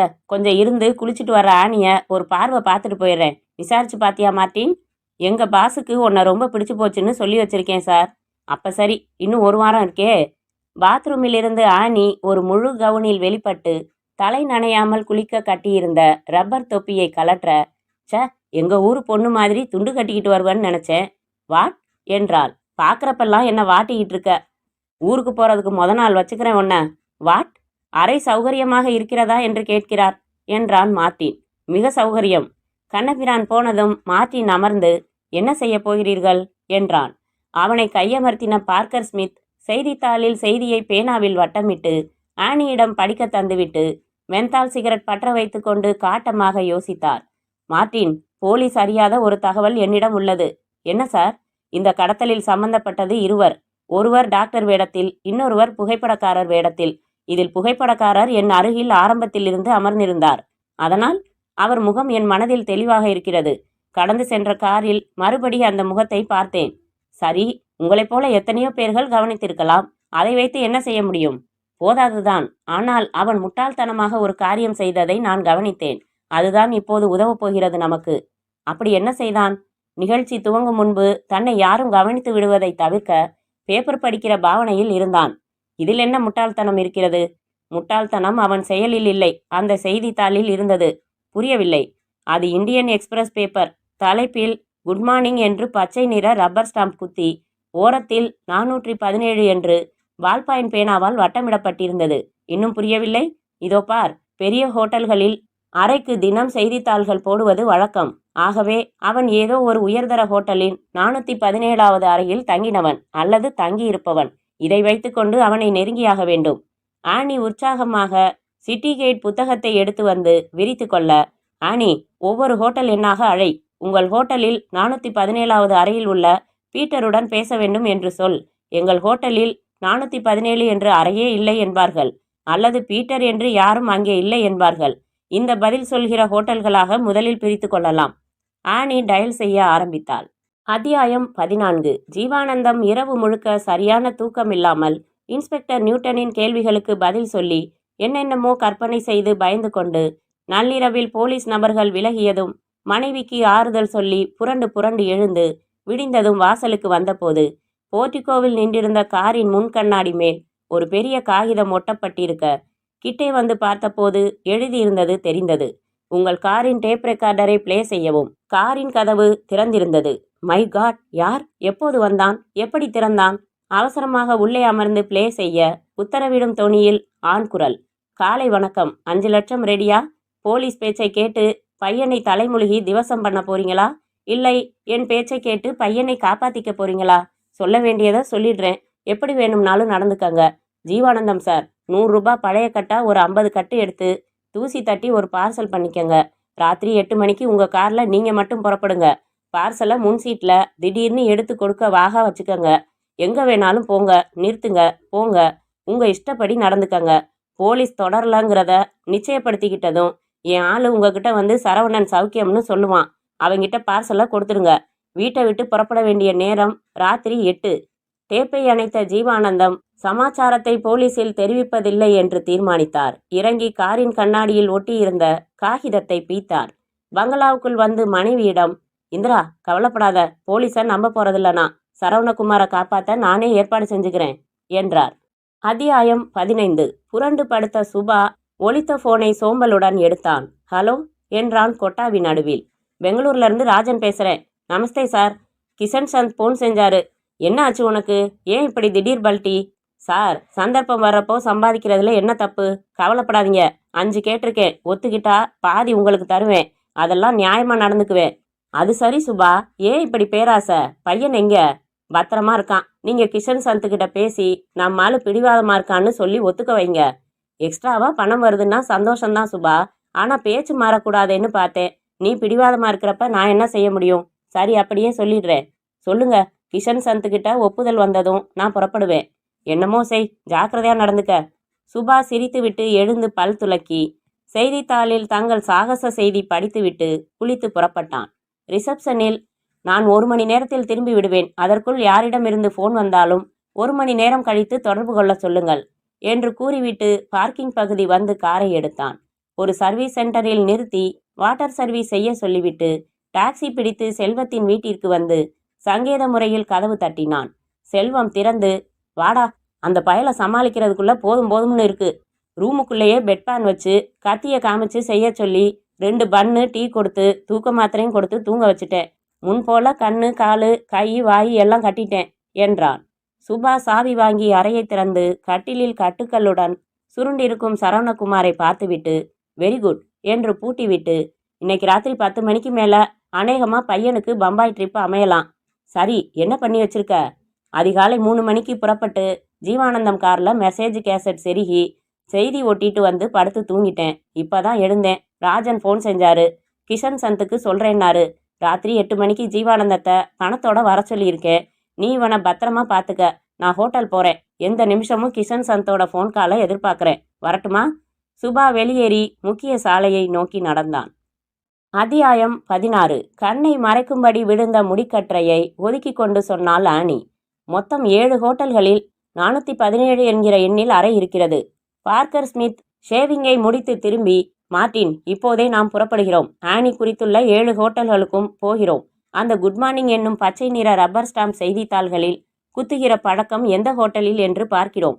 அதிலும் அறை எண்ணை பால் பாயிண்ட் பேனாவால் எழுதி வட்டமிடப்பட்டிருக்கும் முறையை கடைபிடிப்பது எந்த ஹோட்டல் என்றும் பார்க்க வேண்டும். இந்த 2 பாயிண்ட்டுகளை வைத்து ஹோட்டலை கண்டுபிடித்து விடலாம் என்றுதான் நினைக்கிறேன் என்றார். நிச்சயம் முடியும் என்றான் மார்ட்டின்.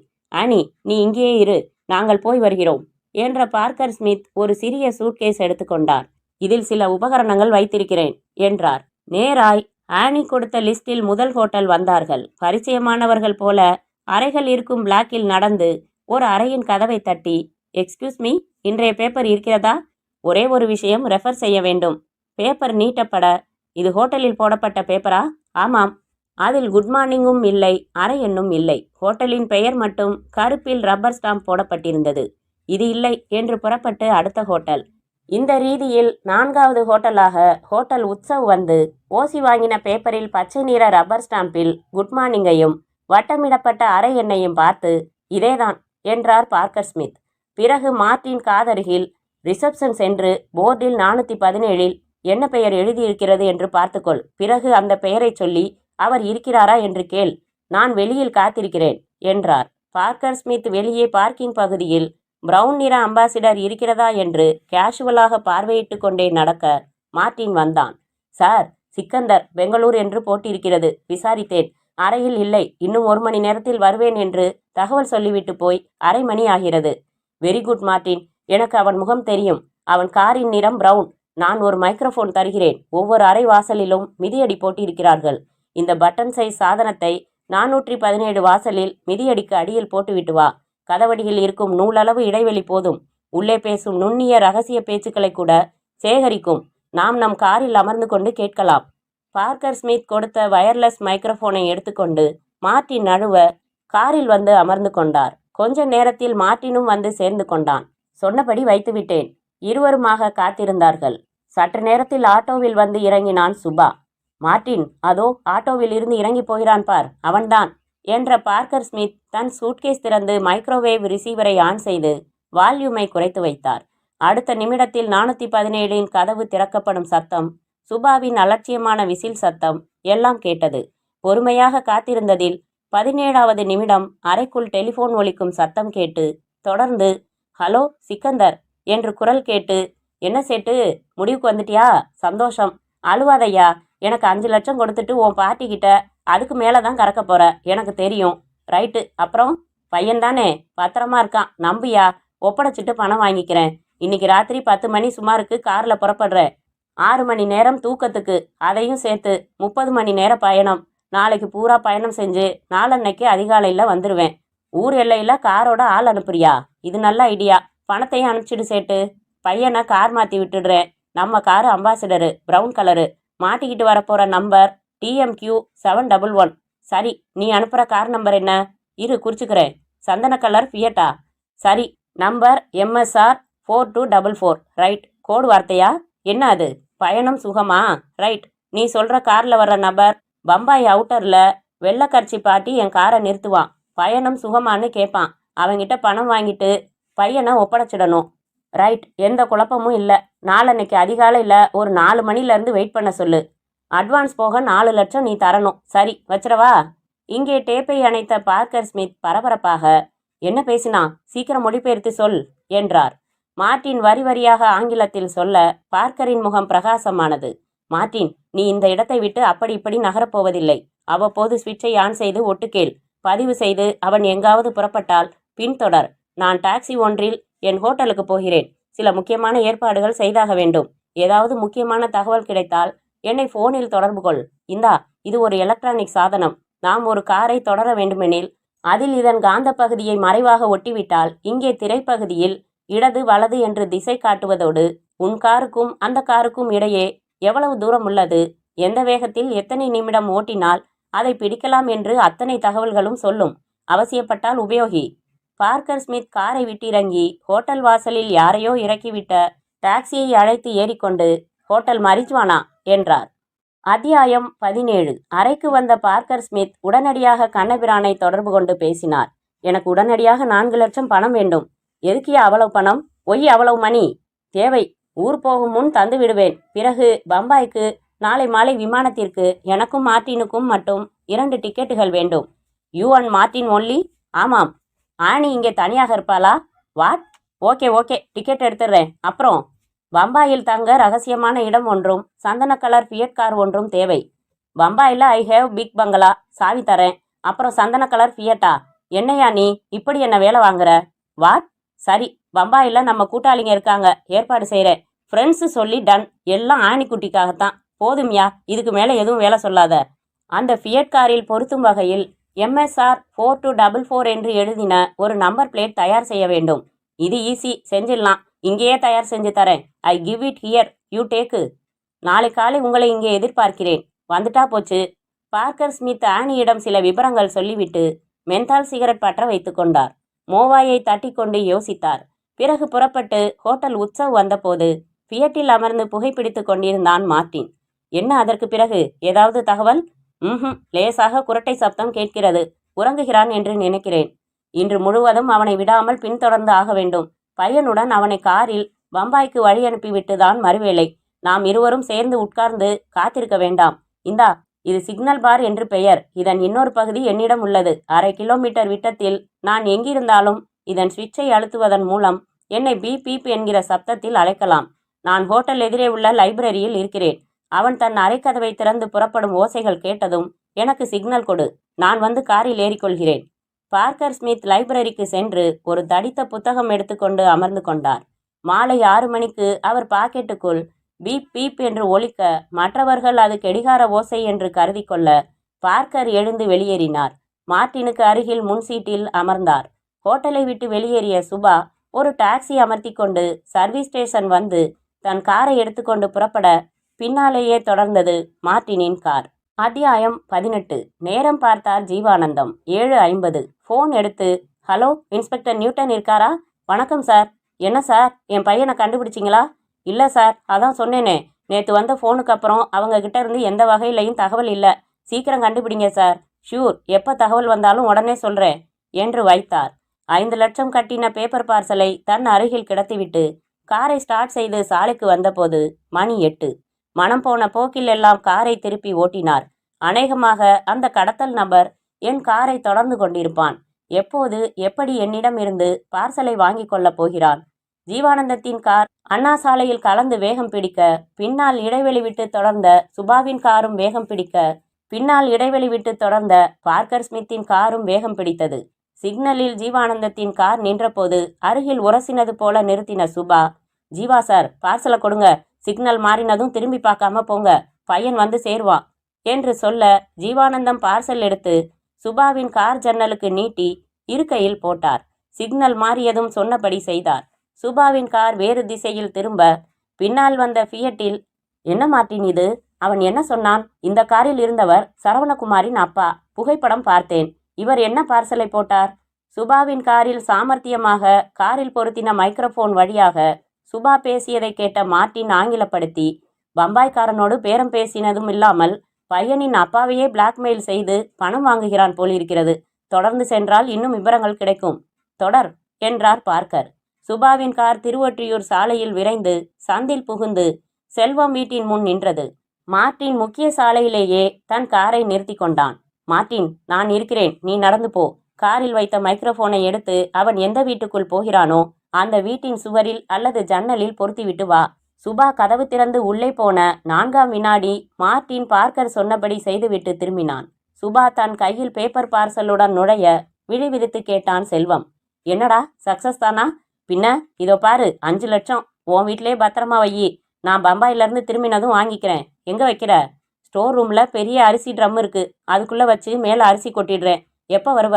போகிறப்ப கார், வர்றப்ப பிளேன். அதனால் 3 நாளில் வந்துடுவேன். என்ன பண்ணுறான் பையன்? யார் முழிக்க விட்டா? உணர்வு வர்றப்பெல்லாம் மறுபடி தூங்க வச்சுக்கிட்டு தானே இருக்கேன். எப்போ புறப்படுற? இப்போவே இரு, வெளியில் பார்த்துட்டு வரேன். 2 பேருமா தூக்கி கொண்டு போய் பின் சீட்டில் வச்சிடலாம். அந்த காரியத்தை அவர்கள் செய்து முடிக்க 10 நிமிடங்கள் ஆயின. இங்கே அவர்களின் பேச்சை கேட்ட மார்ட்டின் பார்க்கர் ஸ்மித்துக்கு விளக்கம் சொல்ல, வெரி குட், இனி அந்த கார் நேராக ஹோட்டல் உற்சவ் வரும். நீ தொடர வேண்டும் என்று அவசியமில்லை. நேராக அவனுக்கு முன்னால் கூட அங்கே போகலாம். மார்ட்டின் அதன்படி வந்து காத்திருக்க, பிறகு வந்த சுபா காரை நிறுத்தி 4 ஜன்னல்களின் கருப்பு கண்ணாடிகளையும் உயர்த்தி பூட்டிவிட்டு உள்ளே சென்றான். சார், இந்த நிமிஷம் நமக்கு தேவையான பையன் இதோ இந்த காரின் பின் சீட்டில் கிடத்தப்பட்டு இருக்கிறான். கைப்பற்ற நிமிட நேரம் கூட ஆகாது என்றான் மார்ட்டின். தெரியும், ஆனால் என் திட்டம் மாறிவிட்டது இப்போது. எப்படி இருந்தாலும் நான் சரவணகுமாரை பம்பாய்க்கு கொண்டு சென்றுதான் ஆக வேண்டும். அந்த காரியத்தை எனக்கு பதிலாக அவன் செய்து தரப்போகிறான், அவ்வளவுதான். 10 நிமிடத்தில் தன் அறையை காலி செய்து சூட்கேஸுடன் இறங்கி வந்து பில் செட்டில் செய்து காரில் புறப்பட்டான். அவன் காரை நகர எல்லை வரை சென்று வழி அனுப்பிவிட்டு திரும்பினார்கள் இவர்கள். அத்தியாயம் 19. மறுநாள் காலை பணம் கொடுத்த பிற்பாடும் இன்னும் சரவணகுமார் ஏன் வந்து சேரவில்லை என்று ஜீவானந்தம் கவலைப்பட்டு கொண்டிருக்க, பார்க்கர் ஸ்மித் அறையில் ஆனி, மார்ட்டின் மற்றும் கண்ணபிரான். என்ன மிஸ்டர் கண்ணபிரான், நான் சொன்னதெல்லாம் புரிந்ததா? புரியுது. நீ சொன்னபடி எல்லா வேலையும் செஞ்சு முடிச்சு அக்கடான்னு இருந்தேன். இன்னும் ஒரு வேலை வச்சுட்ட. சரி, செஞ்சிடறேன். எப்படி செய்வீர்கள் சொல்லுங்கள். அட புரியுதுப்பா, அந்த சிக்கந்தர் பையனை கடத்திக்கிட்டு பம்பாய் போயிட்டான். நீ இன்னைக்கு ராத்திரி மார்ட்டினோட ஃப்ளைட்டில் புறப்பட்டு ராத்திரி 10 மணிக்கெல்லாம் பம்பாய் போயிடுற. கிஷன் சந்த் ஆள் மாதிரி மார்ட்டினை அனுப்பி பணம் தந்து பையனை வாங்கிக்கிட்டு நம்ம பம்பாய் பங்களாவில் வச்சுக்க போகிற. நான் இங்கே ஜீவானந்தமும் போலீஸும் பையனை பணத்துக்காக கடத்தி இங்கேயே ஒளிச்சு வைக்கப்பட்டிருக்கான்னு நம்ப வைக்கிறதுக்காக ஜீவானந்தத்துக்கு பப்ளிக் பூத்துலேருந்து ஃபோன் பண்ணி 5 லட்சம் பத்தாது, இன்னும் 5 வேணும், ரெடி செய், விவரம் 2 நாளில் சொல்கிறேன்னு சொல்லணும். இதுக்கு நடுவில் கணேசன் பேரில் சரவணகுமார் ஃபோட்டோ ஒட்டி பாஸ்போர்ட், விசா, டிக்கெட் எடுத்து ஆனிக்கிட்ட ஒப்படைச்சு பம்பாய்க்கு அனுப்பி வைக்கணும். அவ்வளவுதானே? அவ்வளவுதான். மார்ட்டின், நாம் புறப்பட போவது மாலையில்தான். அதற்குள் நீ துப்பாக்கி எடுத்துக்கொண்டு போய் அந்த நண்பன் வீட்டு அரிசி ட்ரம்மில் இருந்து பணப்பார்சலை எடுத்து வா. அதில் இருக்கும் 5 லட்சத்தில் 4 லட்சம் நிஜமாகவே அந்த சிக்கந்தருக்கு அவன் மூளைக்காக உழைப்புக்காக கொடுத்துவிட்டு மிச்சம் 1,00,000 உனக்கே உனக்கு. மார்ட்டின், போகலாமா? எங்கே? அனாதை இல்லத்திற்கு, அந்த கணேசனை நம்மோடு அழைத்து வருவதற்கு. எல்லாம் சரி, அழைச்சு வந்து என்ன செய்ய போற அவன? ஆனி பம்பாய் புறப்படும் வரை அவனுடன் இருக்கட்டும். அதன் பிறகு உங்களிடம் ஒப்படைப்பேன். இந்த ப்ராஜெக்டுக்காக வேறு வழியே இல்லாமல் அந்த பையனை கொல்ல வேண்டியிருக்கிறது. மன்னிக்க வேண்டும் கண்ணபிரான், அதையும் நீங்கள்தான் செய்கிறீர்கள் என்றார் பார்க்கர் ஸ்மித். மார்ட்டின் திருவொற்றியூரில் அந்த தனிமை காலையில் செல்வத்தின் வீட்டிற்கு வந்தபோது செல்வம் அலுவலகம் சென்றிருக்க கதவு பூட்டியிருந்தது. 3 முயற்சியில் திறந்தது. நேராய் உள்ளே சென்று என்னவோ இவனே போட்டு வைத்தது போல ட்ரம்மை திறந்து அரிசியை கிளறி பார்சலை எடுத்துக்கொண்டு முன்போல பூட்டி வைத்துவிட்டு திரும்பினான். டெலிஃபோன் ஒலிக்க ஜீவானந்தம் எடுத்தார். ஹலோ, ஜீவானந்தம் சாரா? ஆமா, பையன் உசுரோட வேணும்னா இன்னும் ஒரு 5 லட்சம் தரணும். எப்படி தரணும்னு 2 நாள்ல சொல்றேன். அரவிந்தா அனாதை இல்லத்தில் அந்த பையன் கணேசன் தன் தோழர்களிடம் எல்லாம் கை குலுக்கிவிட்டு பெரியவரிடம் காலில் விழுந்து வணங்கிவிட்டு பார்க்கர் ஸ்மித் ஆனியுடன் புறப்பட்டான். சார், எங்கே போகிறோம் என்றான் கணேசன். இப்போது ஹோட்டல் போகிறோம். நீ இந்த ஆன்ட்டியுடன் இரு. நான் உன் பயண ஏற்பாடு தொடர்பாக 2 தினங்கள் வெளியூர் சென்றுவிட்டு வருகிறேன். அன்று மாலை 6:15க்கு மார்ட்டினும் பார்க்கர் ஸ்மித்தும் பாம்பாய் விமானத்தில் ஏறும் முன்பு வழியனுப்ப வந்த கண்ணபிரானிடம் நன்றி சொல்லி விடைபெற்றார் ஸ்மித். அத்தியாயம் 20. மறுநாள் அதிகாலை 3:30க்கு கிஷன் சந்த் அனுப்பியிருந்த பணத்துடன் சந்தன ஃபியட்டுடன் காத்திருந்த நபரை தாண்டி அவனுக்கும் 2 கிலோமீட்டர் முன்னால் வந்து கண்ணபிரான் ஏற்பாடு செய்திருந்த வண்டியை கொண்டு வந்து நிறுத்தி நம்பர் பிளேட் மாற்றி வெள்ளை கர்ச்சிப்புடன் காத்திருந்தான். வருகிற கார்களையெல்லாம் பார்த்து கொண்டே மார்ட்டின். 4:50க்கு சுபாவின் பிரவுன் நிற அம்பாசிடர் வந்தது. கிட்டே வர வர எண்கள் தெரிந்தது. உடனே மார்ட்டின் காருக்கு எதிரே நின்று கைக்குட்டை அசைக்க வேகம் குறைந்து நின்றது. சுபா எதிரே நிற்கும் காரின் நம்பரை பார்த்து திருப்தியுற்று நிறுத்தி இறங்கினான். மார்ட்டின் ஒரு லெதர் பையில் 4 லட்சத்துடன் அவனை நெருங்கி, பயணம் சுகமா என்றான். நல்ல சுகம். விடியறதுக்கு முந்தி மாத்திரலாம். உன் கார் கதவை திறந்து வச்சிட்டு வா என்றான் சுபா. மார்ட்டின் அதன்படி செய்து பிறகு இருவருமாய் இந்த காரில் இருந்து அந்த காருக்கு கட்டப்பட்டிருந்த நிலையிலேயே இருந்த சரவணகுமாரை மாற்றினார்கள். சுபா கை குலுக்கி விடை பெற்றான். காரை திருப்பினான். மார்ட்டின் அவன் கார் மறைந்ததும் மறுபடி நம்பர் பிளேட் மாற்றிக்கொண்டு திருப்பி பம்பாயின் எல்லையை தொட்டபோது நம்பிக்கையோடு கார் அருகில் சிகரெட் புகைத்து கொண்டு கிஷன் சந்தின் உண்மையான ஆள் காத்திருப்பதை பார்த்து சிரிப்பை அடக்கி கொண்டான். கண்ணபிரானின் தனி பங்களாவுக்கு வந்து ஒரு தனி அறையில் கிடத்தப்பட்டான் சரவணகுமார். எப்பேற்பட்ட இளம் ஜீனியஸ்! அவனை செயல்பட விடாமலேயே, ஒரு சின்ன சந்தர்ப்பம் கூட தராமலேயே மீண்டும் மீண்டும் மயக்கத்தில் ஊசி மூலம் வைக்கப்பட்டான் அங்கு. சொன்னபடி சிபாரிசு மற்றும் லஞ்சம் மூலமாக பாஸ்போர்ட், விசா, டிக்கெட் எடுத்து ஆனியிடம் கொடுத்து கடைசியாக உள்ளங்கையில் மட்டும் முத்தமிட்டு பம்பாய்க்கு அனுப்பி வைத்தார் கண்ணபிரான். அன்றிலிருந்து 3ஆம் நாள் திட்டப்படியே பார்க்கர் ஸ்மித், ஆனி, கட்டுகள் இல்லாத ஆனால் உறக்கத்தில் இருந்த சரவணகுமார் லூப்தான்சாவின் விமானத்தில் ஏறினார்கள். பயணிகளின் பரிசோதனையின் போது இந்த என் தத்து பையனுக்கு 3 தினங்களாக காய்ச்சல், ஊசி போடப்பட்டுள்ளது. இதோ டாக்டர் சர்டிபிகேட் என்ற பார்க்கர் ஸ்மித்தின் பதிலில் அதிகாரிகள் சந்தேகப்படவில்லை. அவர்களின் விமானம் கிளியரன்ஸ் பெற்று வானத்தில் மிதக்க தயாராக இருந்தபோது திடீரென்று விமானம் நிறுத்தப்பட்டது. விமானத்தின் கதவு திறக்கப்பட்டு சில விமான நிலைய அதிகாரிகளுடன் உள்ளே நுழைந்தார் இன்ஸ்பெக்டர் நியூட்டன். குழம்பிய நிலையில் பார்த்தனர் பார்க்கர் ஸ்மித் மற்றும் ஆனி. மறுநாள் காலையில் சிறையில் அடைக்கப்பட்ட போது அதே அறையில் கண்ணபிரான் அடைக்கப்பட்டுள்ளதைக் கண்டு அதிர்ச்சியுற்ற பார்க்கர் ஸ்மித், என்ன நடந்தது என்றார். I try killing Ganesh, arrest me police, I tell total, that's all என்றார் கண்ணபிரான். முற்றும்.